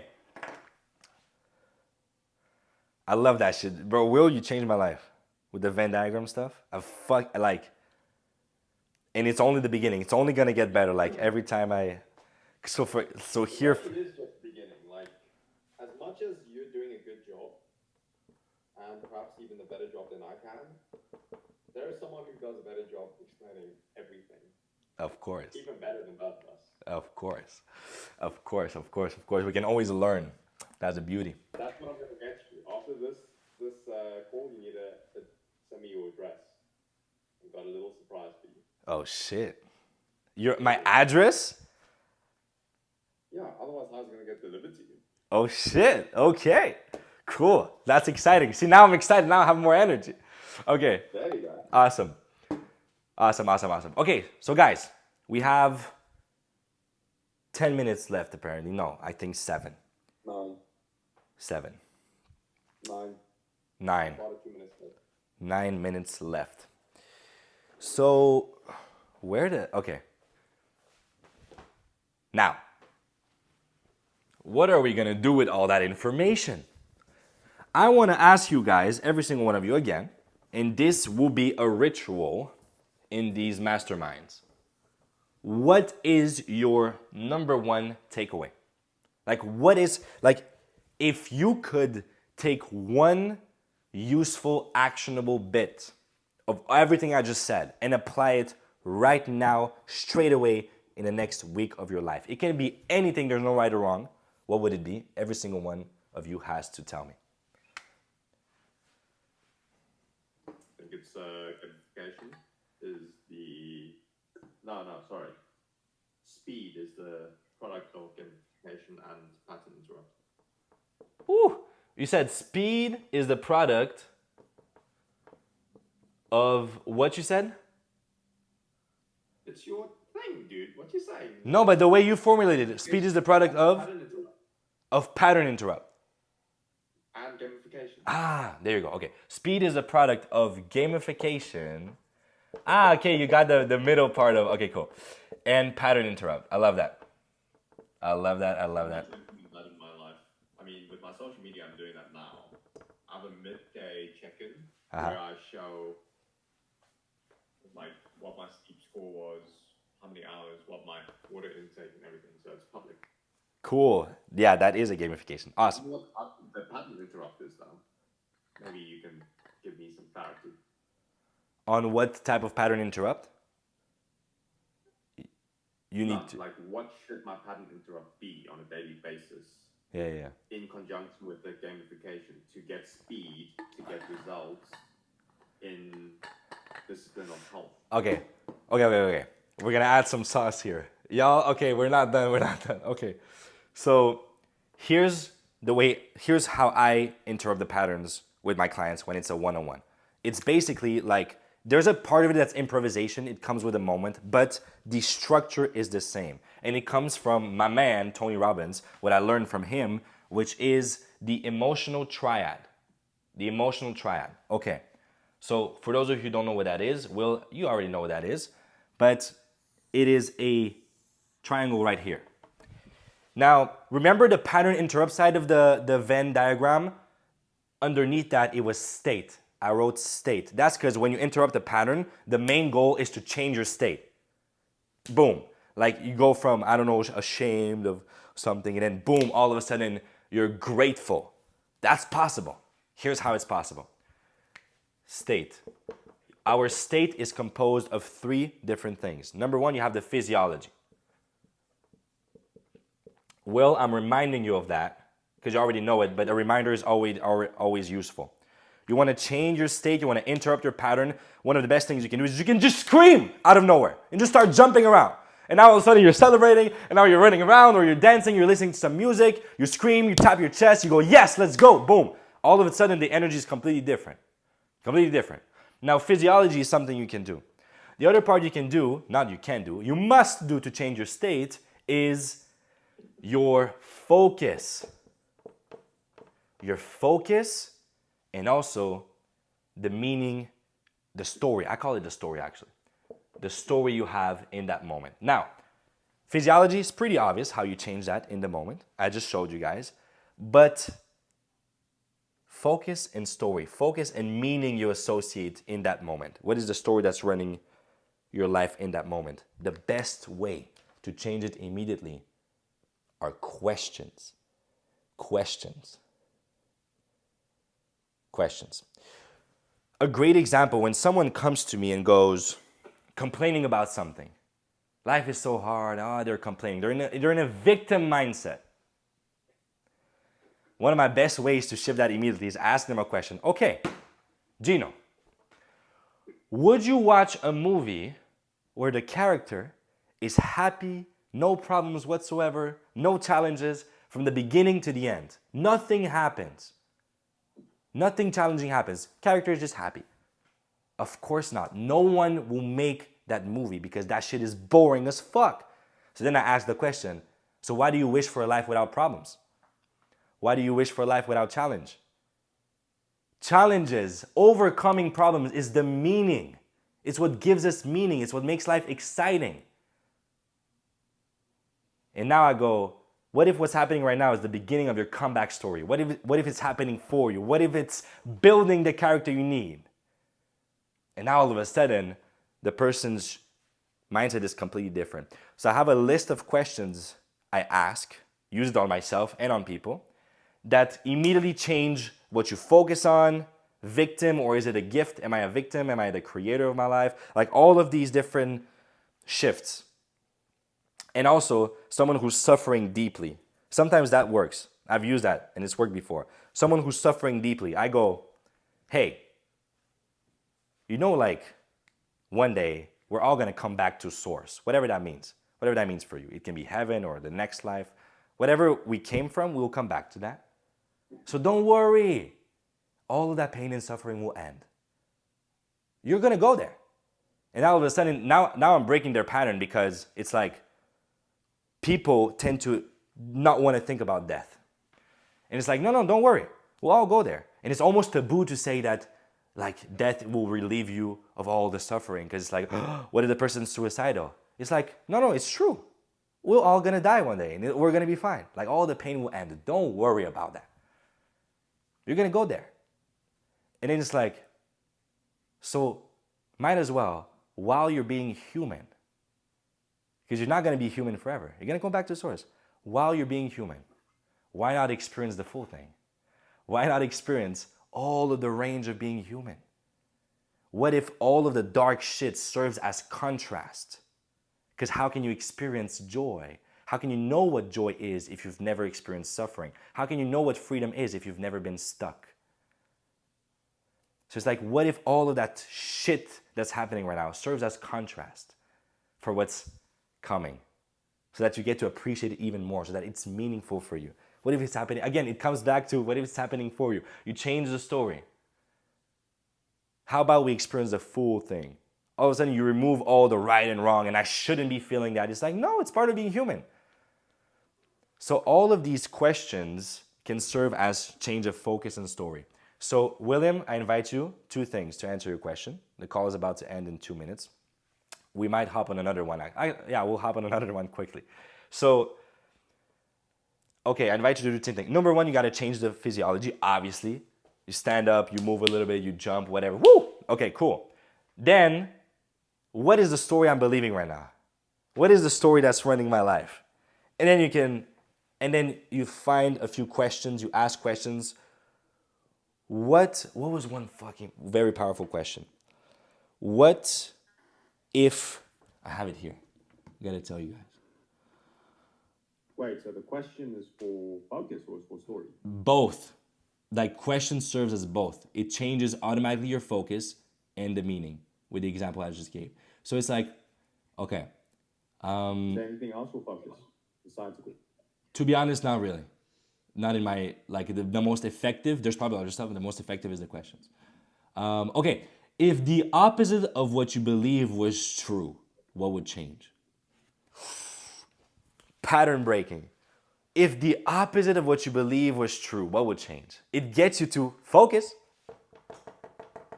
automatically on something you've never focused before because it's your belief. So if the opposite of what you believe was true, oh, life is so unfair, oh, whatever. Now, the explanation will be the same then. It's like, how do you break a pattern? Is you do whatever the fuck it takes to change the physiology, focus, and story. Best way to do it, move your body differently, do something extreme, and then ask a different question. And then there's like unlimited amount of questions, to be honest. And sometimes it comes out of, it's improvised sometimes, you know. That's the magic of pattern interruption. If it was easy, everybody would do it. But you can get good at it with practice. Okay, pin. Boom. Cool, Moshe's back. Will, where's Will? Okay, so we already... I have to run, but my takeaway is I have to spend a lot more time to like really figuring out my vision, what I really want. Get clear, very clear on the vision, and you make it as juicy as possible. And one of the best ways I know how to do that is, remember when you were a kid? And, well, I don't know if you did that, whatever. Like kids, they make a list for Santa. And now nothing is off limits. Now they're all excited, they're writing out, what do I want? And there's no limits because Santa can give you everything, right? It's like, get back to that inner child excitement. Find the excitement. Almost be delusional without a time frame, let's say. When you build a vision, be delusional. Like make it so fucking exciting until you're like, oh my God, I can't wait to create that. Can't wait to create that. So use that inner child type of excitement. Damn. Gino. Wait. Okay, we good. That was Gino. Okay. Gino typing or writing. But don't worry, bro. I muted you. Don't worry. Okay. So, yeah. Use that inner ability to be excited. And by the way, little hint, that's part of the work I do, is like semen retention, that sexual energy inside of you, is one of the most natural ways to get to that natural feeling of excitement. Because sexual energy in itself is exciting energy. It's one of its components. And it's the best way to transmute it, to find a vision that excites you. So just extra thing. Okay, so for you, takeaway would be the vision. Vision! Awesome. So now, last part, guys. Moshe, I know you gotta go, but last part. I want every single one of you to identify one thing you're gonna do in the next week so that when you come back here next week, we all hold each other accountable. So now everybody else knows about it, and if you don't do it, you just look like a bitch. Okay, cool. I love y'all. It was a very fun call. I enjoyed it, and I'm excited for next week. Let's crush it. You guys know what you need to do. All right? See you guys next week. Peace. Yes. See you next week. Bye. Now, I've been studying the psychology of success for the past 7 years. And I've been practicing as a success coach for the past 4. So I've been in many communities. I've coached many people one-on-one. And lately, every time I'm invited on a podcast, it has been happening more and more lately. It's a blessing. I'm very grateful. I always get asked one question. And that's a classic question that some of you guys have probably heard on the most popular podcasts. And the question goes like this: Danny, you've helped a lot of people, you've built a lot of things, but if all of this was removed from you, you lost all of that, and you could leave only one advice to the world, only one insight, and that will be your legacy. What will be that one advice? And what I always say is, proximity is power. Proximity is power. So this will be the talk today. The workshop will be about that one key idea. Now I'm gonna go through some theory, because I love yapping, but we're also gonna take a lot of action. So you guys get ready. If you're not taking notes, if you don't have your pen and papers, I don't know what the fuck you're doing, because you invested your time here with us. Let's make the most out of it, okay? So, proximity is power. By the way, I have a Canva presentation thing, so don't worry, there will be a visual thing, but now I just want to set the context correctly. So, proximity is power. You guys have heard the cliche saying, and today I'm going to be a cliche success coach, okay? But there's a reason for it, you're going to understand. You guys have heard the cliche saying, you become the sum of the 5 people you spend most time with, right? We've all heard that. Now, there's a reason why it's cliche. It's because it's true. It's true. You become the sum of the 5 people. Matter of fact, the moment it became deeply true for me, you know, we hear a lot of things on theory, but when you experience it is where it just clicks in your subconscious mind. A couple of months ago, I was looking for a new place. I wanted to elevate my lifestyle and move out of the current place. I wanted to find a new place.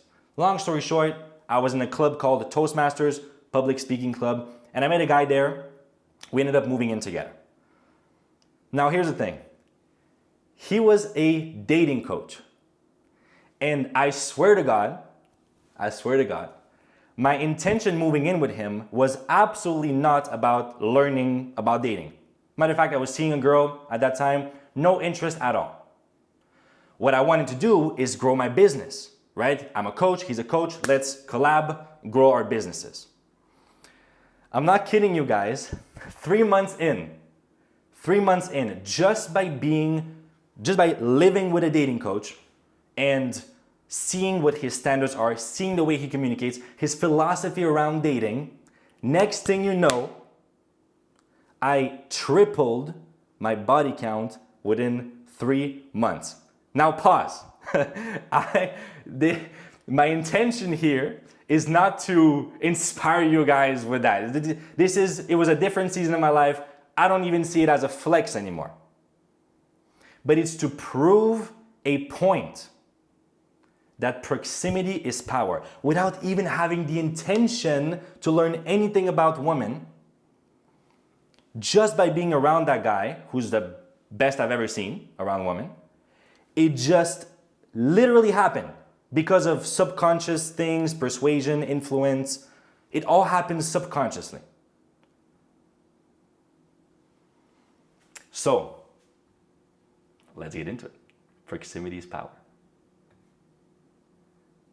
Do you guys see my screen? Everyone sees my screen? Yep. Awesome. So my goal today, guys, is to give you so much conviction, to prove my point so deeply in your subconscious mind, to hypnotize you into never missing another RGS call ever again. Not only this, but also in your commitments in your life. Whatever it is you're committed to, show up. Proximity is power. Get close to the fire. This is my goal today. And we're going to go through a bunch of exercises. So, we're going to go through 3 steps. And step number 1 being setting the vision. Oh, come on, Danny. We're going to set goals, visions again. I told you guys I'm going to be a cliche success coach. Because look at what's written on the screen. Success doesn't come from doing extraordinary things. It comes from doing ordinary things for an extraordinary period of time. If you are not clear on what you want in your life, how do you expect God or life or whatever it is that you believe in to give you what you want?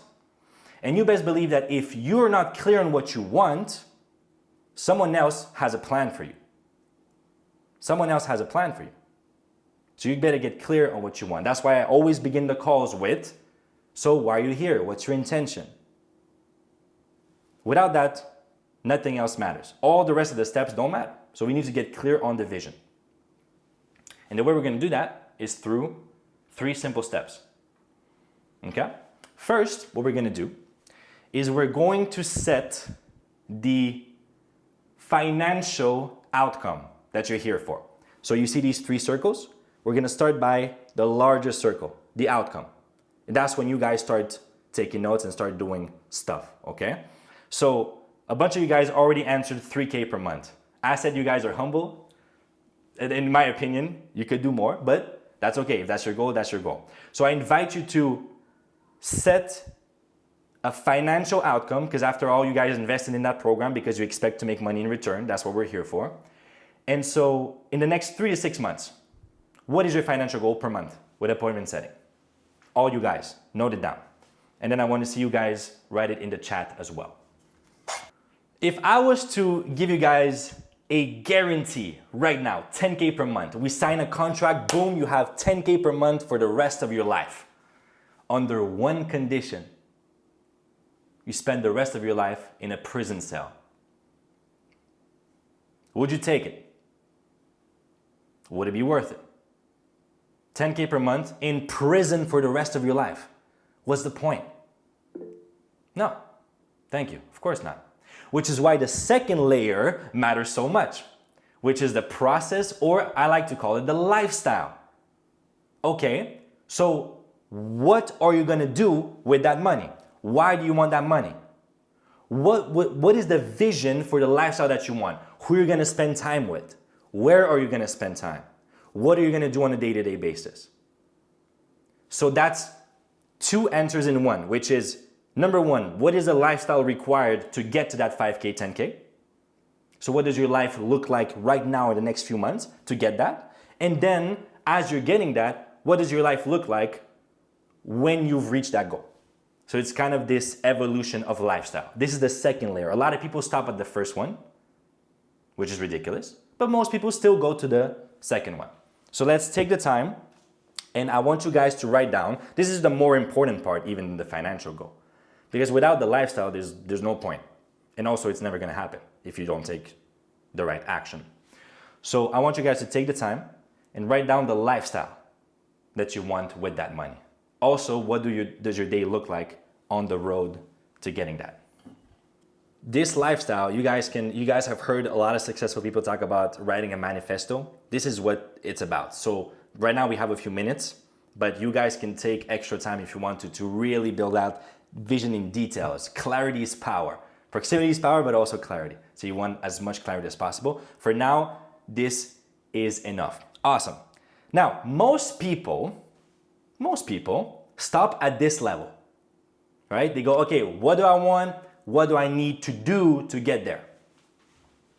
Fair enough, but not a lot of people, very few people go to the third deepest, most powerful level. By the way, guys, who can recognize those three circles? Can anyone recognize where that idea comes from?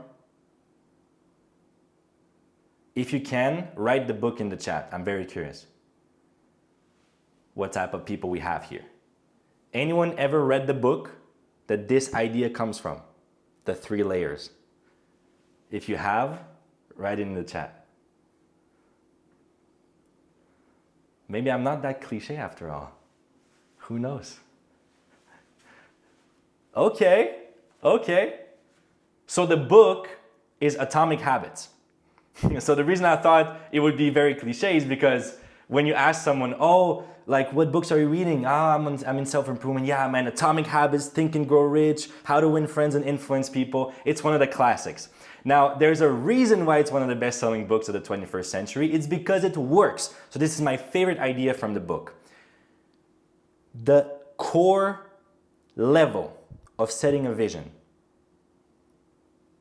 is not the outcome, it's not the lifestyle, it's the identity. Who do you need to become as a person to make that lifestyle and outcome effortless? Let me give you guys an example to really paint the picture here. If I was to remove all the money from the world, no one has money, then I redistribute it equally, $1,000 per person. I don't know if the math is mathing here, but let's say it was $1,000 per person. What will happen within a few months or a few years? Same people who are at the top will be back at the top. Same people who are at the bottom will be back at the bottom. Why? Because the goal is not to make $1 million. The goal is to become a millionaire. Another example, and this is crazy. Lottery winners, statistically, more than 50% of them go back to being broke, or some of them even worse than what they were before after a few years. While at the same time, you have billionaires who lose everything. We've all heard of these stories. They lose everything, boom, they're back to $1 billion net worth within a few months or years. It's because of who they became. It's because this is their architecture of belief, I call it. It's who they are. Because no one can strip that away from you. You can lose everything in the external world. Trust me. Life can surprise the shit out of you sometimes. But no one can take away who you are as a person to make that happen again. So what I want you guys to note down, the last part of the vision, is as you're looking at that lifestyle and that goal, what kind of a man do you need to be and do you want to be to make that a reality? Not only make that a reality, but make it consistent. Because you could hit a record month and then sabotage it all. if you haven't taken care of the deep core identity. So take the time, last part of the vision, most important one, to note down who you want to become as a man on that journey. We're talking values, we're talking qualities, personality traits. Like if someone was to describe you without using your career, for example, how would they describe you? What type of person would you want to be? I remember when I was diagnosed with social anxiety, bullied at school, and literally the only thing I had to make that dream of becoming a speaker and someone that can serve and change lives, the only thing I had was the vision. If you looked at my external world, good luck. Like there's no way anyone would have ever thought I would end up speaking on stages and coaching people. There's no way. So the only thing I had was the vision and the identity, the vision of who did I want to become, an inspiration, a leader, these character traits, right? And that is where I had to build a lifestyle in my own world to prove that identity. I had a little whiteboard in my room and I was reading books and teaching ghosts in my room about what I learned. But I was speaking, I was getting the reps in. Speaking in front of no one, ghosts. But the more I was doing that, the more I was proving to myself I am becoming that person. I had built a lifestyle in my own world around who I wanted to become. And that's when once I was on stages, now people said, oh, but you're a natural, Daniel, but you got it naturally. Sure. So this is why the vision matters. This is why it matters. Because now it's time to get to the core of today's program, which is one and only goal, getting as close as possible. Because remember, it's proximity is power. That was the vision.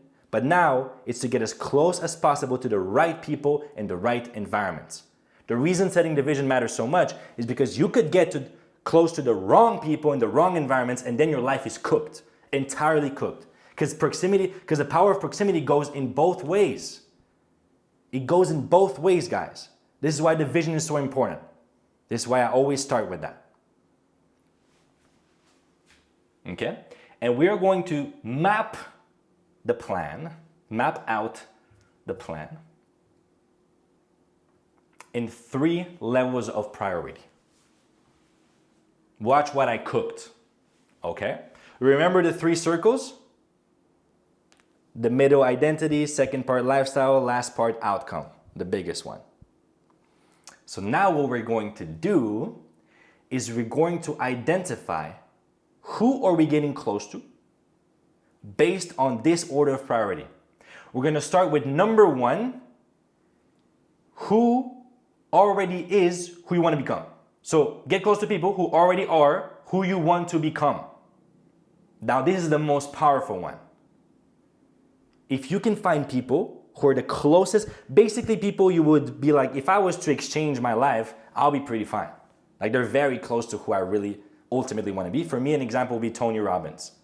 Don't know if you guys are familiar with him. If, to be honest, like everything that man is, it's like, it's basically who I want to be. So that would be the priority. Get as close as possible to his world. Then, number 2 is, if you cannot find someone who is exactly who you want to become, which can happen, then it's the lifestyle. This is a more common one. Someone who's living the lifestyle you already want to live. Little hint, there are 2 guys on this call right now. Ethan and Ollie. Already living that lifestyle. I'm just saying. And number 3 is the outcome. So money. But here's why I put it last. You could find a drug dealer, a pimp, or worse, making much more money than what you want to make, but you don't want to be close to them. So prioritize who you want to become and the lifestyle. Okay? So here's what we're going to do. Now is action time. So that list of priorities on the right, you guys stay with me. And what we're gonna do is we're gonna look at that order of priority and then make two lists. One is gonna be your people roadmap. The other one is gonna be your environment roadmap. In your people roadmap, you're gonna identify, in that order, people who already know who you are, people who know what your name is, let's say. If someone was to say Michael or Max, like they would know who you are. Or people who don't know who you are yet. Watch the yet. That's key. Who don't know who you are yet. So an example for me, people who already know who I am, my mentors. Sure, I'm already close to them, I could get closer. People who don't know who I am yet, Tony Robbins. Now we go into environment, where the way you're gonna determine the environments you wanna get close to is you look at that list of people, and then you go, if they were just a few steps ahead of me, where would they be hanging out right now? So my example, Tony Robbins. If I was to look at where he's hanging out right now, good luck getting in these circles. Not at that level yet, and that's okay. He's been doing it for almost 50 years. But if I look at what he was doing in his first decade, now I can model that. Now I can start getting into these environments. And what he was doing was getting into seminars, networking with other popular speakers. And this is what I'm doing. And every time I show up to an event, my progress speeds up. So this is just an example. You guys follow me? Any questions so far, or is it clear? All good? Don't hesitate if you have questions, I'm here. Again, wink, wink, hint, hint, you already are in an environment you could get closer to. And you already have mentors who you can get closer to. Yeah. This is it, guys, because if you really think about it, if you could find 5 guys who are literally exactly who you want to be, and then somehow live in a big mansion with them 24/7, there is no way you don't become that. Like, this is the power of proximity. So obviously this situation is very rare, but we want to mimic it as close as possible. As close as possible. So when I make YouTube videos, I start every video by saying, basically in the part where I give people a reason to listen to me, I'm like, that now allows me to live the lifestyle I used to manifest in my journal. And the reason I'm saying this is I am currently in Mexico. I grew up in Canada. Right now it's freezing cold. It's disgusting weather in Canada. I think in the UK also it's pretty bad right now. And I used to dream with my friend who currently lives here as well. We used to dream together that we are going to be traveling one day, late teens, beginning 20s. We're going to be traveling one day in like hot countries around the world, working on our businesses and creating content. And this is exactly what I'm living right now. Literally. And so I have a... Oh, okay. So I have a perspective on manifestation that is not woo-woo. There's nothing woo-woo about it. It's literally neuroscience. It's the reticular activating system.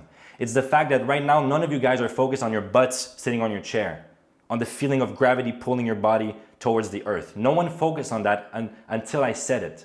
Why? Because you have so much information being thrown at you at all times. There's no possible way for your brain to focus on all of it at the same time. So we don't experience life, we experience the life we focus on. We experience the life we focus on. And so by conditioning a vision in your mind, by making it real, by getting close proximity to people who already have that vision, now you're focused on it so often, you cannot help but to build a reality in your brain, an architecture of belief in which this is the norm. This is the norm. And when this becomes the norm, this becomes like no shit type of energy, then what follows? Actions. And what follows actions? Results. So it's very logical. It's very logical. When you practice focusing on that vision and getting into environments where that vision is already a reality, You just condition your brain to make that the norm. And when that is the norm, then you take automatic action, and the automatic action leads to results. Just like you guys don't need to be disciplined to brush your teeth in the evening, or you don't want to be disciplined, you don't need to be disciplined to take a shower. It's not like you don't need a shower for survival, but it's not something you'd necessarily think about anymore as to like, oh, I have to condition that habit. The habit is there. It's just a norm now. Because you've built an architecture of belief in which it matters for you to be clean and to smell good. But that's conditioned. That's conditioned. You're not born with that. So this is just a stupid ass example to prove that anything can become a norm for you and automatic action follows. And that's when you get the automatic results. Like online income. For me, it's like, what do you mean not making money online? Like, what do you mean not having that freedom? To me, that's like how you're supposed to live now. Like, it's not even but there's other people our age that are like so surprised by it. What? I'm in school right now, freezing my ass off in Canada, and you're in Mexico and now they're jealous. I'm like, you can do it. But they're like, oh, no. And they have all these beliefs. That's what manifestation is about. Making it your reality, making it the norm. Very good question. What do I manifest now, Bradley? What do I manifest now? Building the #1 speaking community in the world. So I mentioned Toastmasters earlier. It's currently the biggest public speaking club in the world, and it's boring as fuck. It's not adapted for our generation, and that's based not only on my opinion, but friends I've invited there. So I know I can build something much better. So I'm gonna start in Montreal, then take over Canada, then take over North America, then take over Europe, then take over the world. That is a very clear vision I have. And I have the clear step-by-step. And I see it. I feel the juice. So this is what I'm manifesting right now. So the updating part for me personally, I don't have a regular system just because it happens so naturally. I'm a dreamer. So I will naturally be re-inspired and basically inspired to update it every few weeks, months, based on what happens in my life. I know people who do that every quarter, every year. You can find a system that works for you, but for people who are natural dreamers, I always say, trust me, you'll have it. Now, you made a very important point, which is right now on this call, you guys will set that vision and now you'll feel the fire. Now you'll feel inspired. But what happens is within a few days, if you don't revisit it, now your environment, your current environment, your friends, your family, which they're not doing it out of a bad place. They want the best for you. They know what they know, and so they'll influence you towards, oh, but it's okay, oh, but it's okay. And now you're gonna start losing that fire. So the way I maintained that fire in moments where my environment was absolutely not a reflection of it is what I mentioned earlier. So to me, it's visualization. It's 100% visualization, but it's not the visualization that is like, oh, let's write it in the journal and let's close our eyes and really think about it. Although it's better than nothing. For me, it was, okay, I want to be a speaker, so let me actually speak. And I'm not kidding you. I would ask questions, pick ghosts, like no one in my room, pretend I'm interacting with them, make jokes, write their answers on the whiteboard, and keep on going. That is very extreme. Not a lot of people do that, right? But that is how I can overcome environments that are absolutely opposite to what I visualize. This is how I did it. English is not my first language at all. Probably you guys hear a little bit of an accent. I built it entirely this way. Video journaling, whiteboard in my room, built it entirely. And now my whole career is in English, doing something that was the opposite of how I grew up. Visualization, but I call it active visualization. Some of the OGs here know about it. I even held them accountable for a while to do that. So active visualization. Embody the vision. Okay. So another example I have is I have a vision of selling out the Montreal Bell Centre. It's the biggest stadium in my home city, the city I grew up in. And so I would literally close my eyes and then see myself in the middle of the Bell Center and the big crowd. And as I'm closing my eyes, I feel it now and I feel the energy. And I would imagine like doing this with my hands and then seeing the whole crowd follow me. It's very vivid. And so I have goosebumps right now. When I do that, it's so, the subconscious mind cannot make the difference between imagination and reality. It is my reality. When I do it, it is my reality. I feel as if it's happening.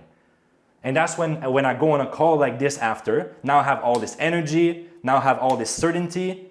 It's because I had seen it in my mind before. So this is the power of active visualization.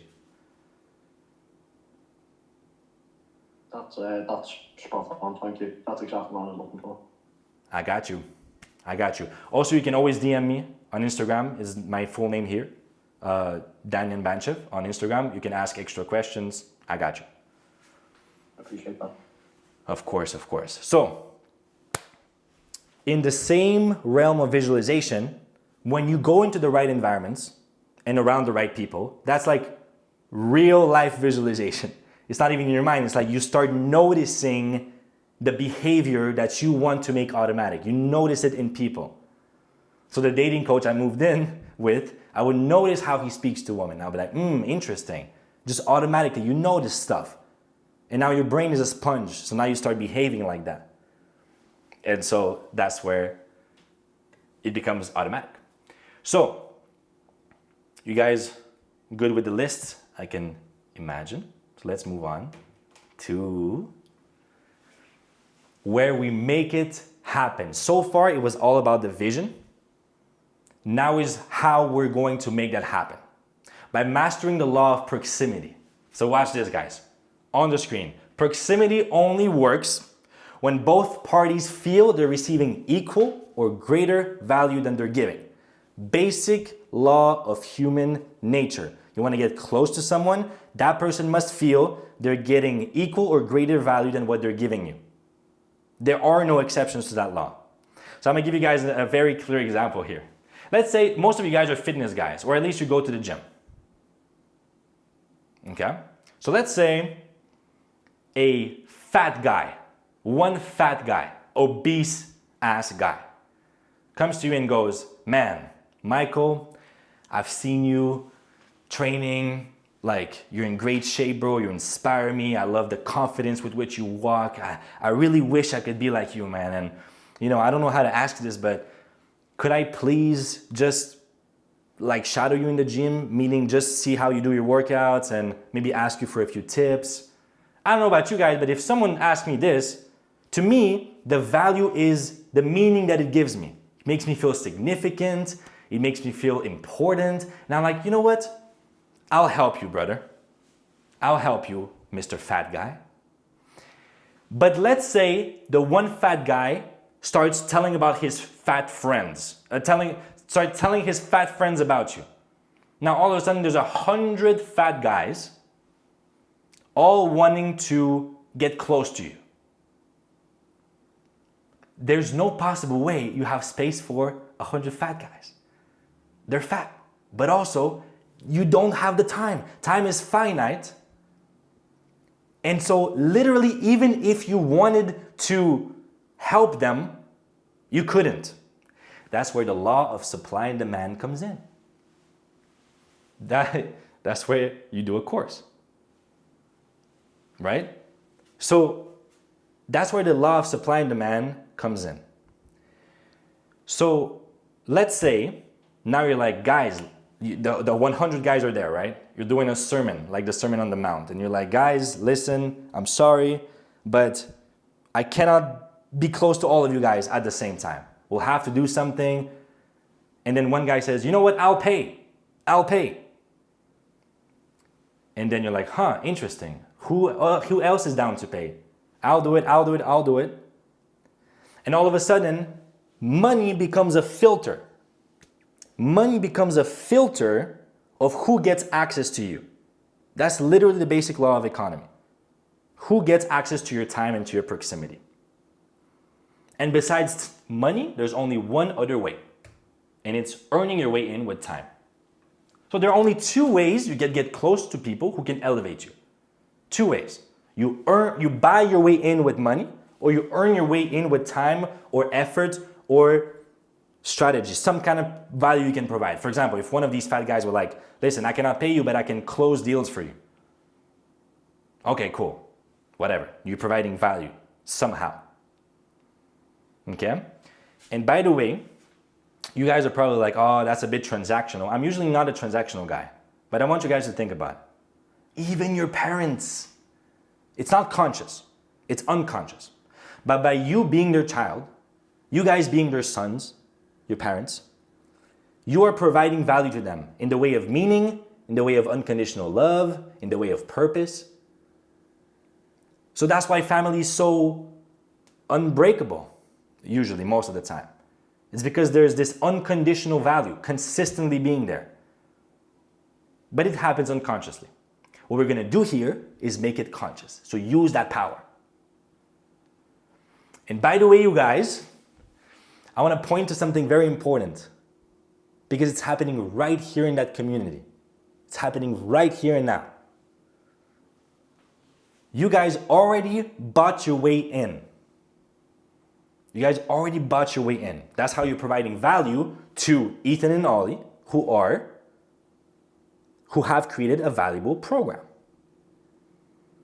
But what happens as Ethan and Ollie get more and more demand, they get better at what they're doing, it's a compound effect.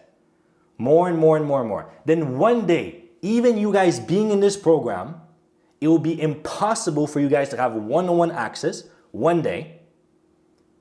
It will be impossible to have one-on-one access to Ethan and Ollie unless you guys pay more. Group access is different, but one-on-one proximity, there will come a day where it's going to be impossible. So now you'll have only two choices. Either you pay more, and unless you want to do that, that's totally fine. There's only one other way. And I have noticed that pattern in every community I've worked in and every community I've been a part of, because I've invested more than $30,000 in education myself as well. I've also noticed that in history, a pattern with the great ones. What happens is the only people who get to stay close to the founder as the founder expands are the success stories. Become the greatest success story of the program you're in. Make the most out of it, and you have unlimited value for the founder. Why? Because you are a magnet for reputation. You're a magnet for their business growing and their reputation and their purpose and mission growing. So if you want a certain way for you to hit your goal in the fastest way possible, commit. And you guys are competitive here. We're in sales. Commit to becoming the #1 success story of this program. Because also what happens is, in this community as well, if I'm not mistaken, it's already happening. When you become the greatest success story, now you get to work for the founder or even with the founder. And that's how you get even closer. So you guys want to achieve your goals the fastest way? You are in the right environment to do so. You already bought your way in with money. Now earn your guaranteed proximity to the founders, which is where the biggest value always is, with effort, with commitment, with showing up, with proximity. I want you guys to get that. Tony Robbins was the biggest success story of Jim Rohn. They stayed friends until Jim Rohn died. That surely helped Tony in his career, to take off his career. Alex Hormozi was Russell Brunson's greatest success story. Look at what's going on now. This is your greatest hack. Make the most out of this program. There are guys who are already successful in this program and they're already working with Ollie and Ethan. So it's like this is the environment to make it happen.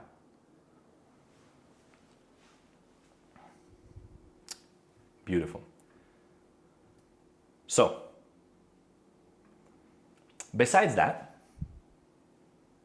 you also put other people, you put other environments you feel called, you feel inspired by, you feel would energize you. So right now in this call, in this moment of the call, I want you guys to pick 2 or 3. You guys probably already have one in mind. Cool. Now the next question is, can you pay for access? Can you pay for access? If the answer is yes, then I want you guys to remember money is infinite, time is finite. If you can pay for access, do it. It's always worth it. If you trust the person, you trust the environment, do it. It's gonna save you so much time and energy if you can just pay for access. But sometimes, like in the case of Tony Robbins, his shit costs $1 million per year for 3 coaching sessions. $1 million for 3 coaching sessions. Now I'm going to confess, I don't have that type of money for coaching right now. So if there's a moment where it's literally impossible, so what did I do? I paid for access to at least as close as possible, like his events. So I've been to multiple events. Life-changing every time. Can you pay for access?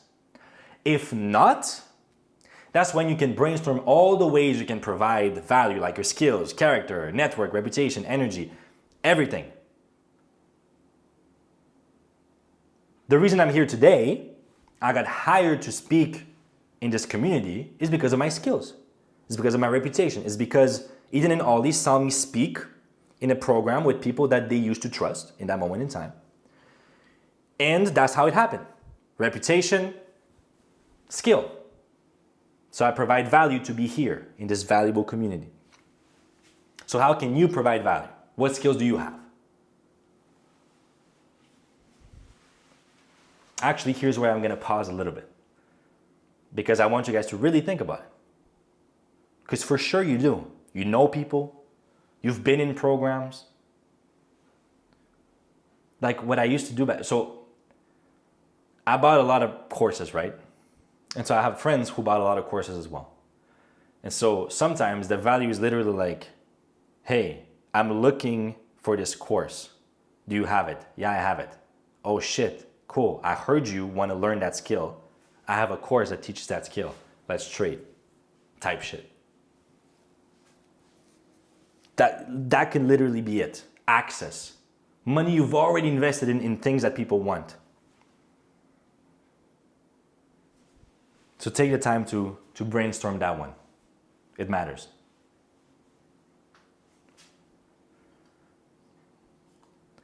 It also influences your self-image.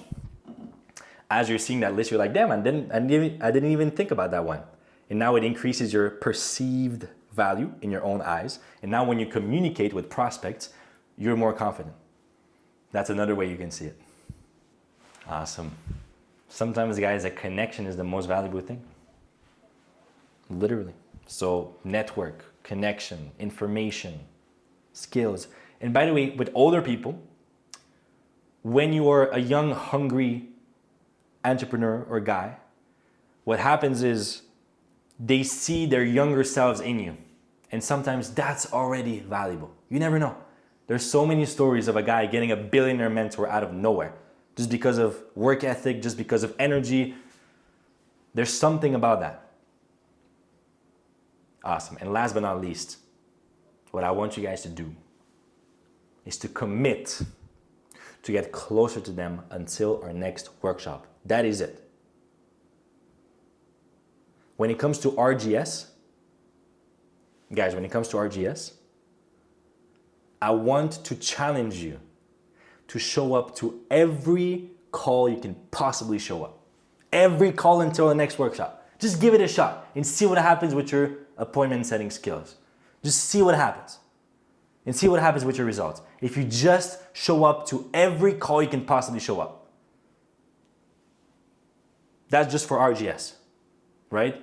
Matter of fact, the next slide, it says the conclusion. Number 1, make the most out of what you already have, which is resourcefulness. The way I define resourcefulness is the ability to create what you want with what you already have. You guys are already here. You're here. Make the most out of it. Until the next workshop, commit to making the most out of it. If you don't even know what questions you have, you don't even know, like, wow, what could I get from this call, man? What? Proximity. There's one piece of information. You don't know what you don't know. You never know what you don't know. One piece of information can change everything. And not only with RGS, but you're going to also create your next level. You're going to already see the vision. Okay, cool. So what other environment or what other person can I combine both? There's synergy. Now you're learning from RGS and maybe there's another skill that you want to learn in your life. Because a lot of things are interrelated. Like social skills, sales, basically the same. That's just an example. Confidence. You want to step out of your comfort zone. You want to go somewhere, meet new people. That's going to help in your sales. Right? So you want to combine that, create a synergy that creates your next level. And last but not least, guys, and this will be my mic drop, I want you guys to remember the most important proximity of all. Because you could lose everything. And I'm talking everything. Life can be surprising. You can lose all the money. You can lose people you love. You can lose your health. Like, you can lose so much. But there's one thing no one can take away from you. And there's one thing that will always be there no matter what happens. And you can always rely on that one proximity. And that is proximity with God. Proximity with God. No one can strip that away from you. And whenever things are going to shit, you don't know who to turn to,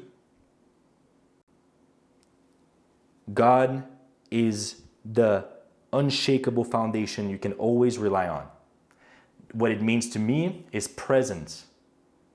What it means to me is meditation, gratitude, prayer, humility, wonder at this beautiful mystery of the game that we're playing. And the proximity with God, or whatever your beliefs are, with the divine, is also what makes the whole journey more enjoyable. And also gets you to perform better in whatever it is that you're doing. Because in sales, by the way, detachment is a power. And how can you be detached? It's when you know that no matter what, God has your back. If you lose that one sale, who cares? Who cares? So that's the power of the proximity with God. Thank you. Thank you, thank you, thank you. Thank you very much, Danny. It was great. My Very pleasure. fast. Wow. Yeah. Thank you. Thanks. I appreciate you guys. Enjoyed that. A load of value. So yeah, excited for next week, next call. Yeah. Excited to see the guys showing up also on these calls. Yeah. Yeah. There you go. Yeah. It's good to see, obviously, as well. So yeah, it's been great. All right. Any questions you guys have? Anything you want clarity No, on? it was very useful. You're very charismatic. You're very well spoken. Thank you. It's very nice listening to you, really. Thank you, I bro. think I've gotten a lot of value from you. I appreciate you. So, yeah, Thank you. no worries. Thank you. Awesome, guys. Much love. If you guys have any questions that are more private or whatever, I'm always available on Instagram, Daniel Banchev, my name, just like together, no point or whatever. That's where you can find me. And I'll see you guys in the next workshop. Cheers, mate. Cheers, man. Yeah, cheers. Cheers. Cheers. Cheers, Danny. Cheers.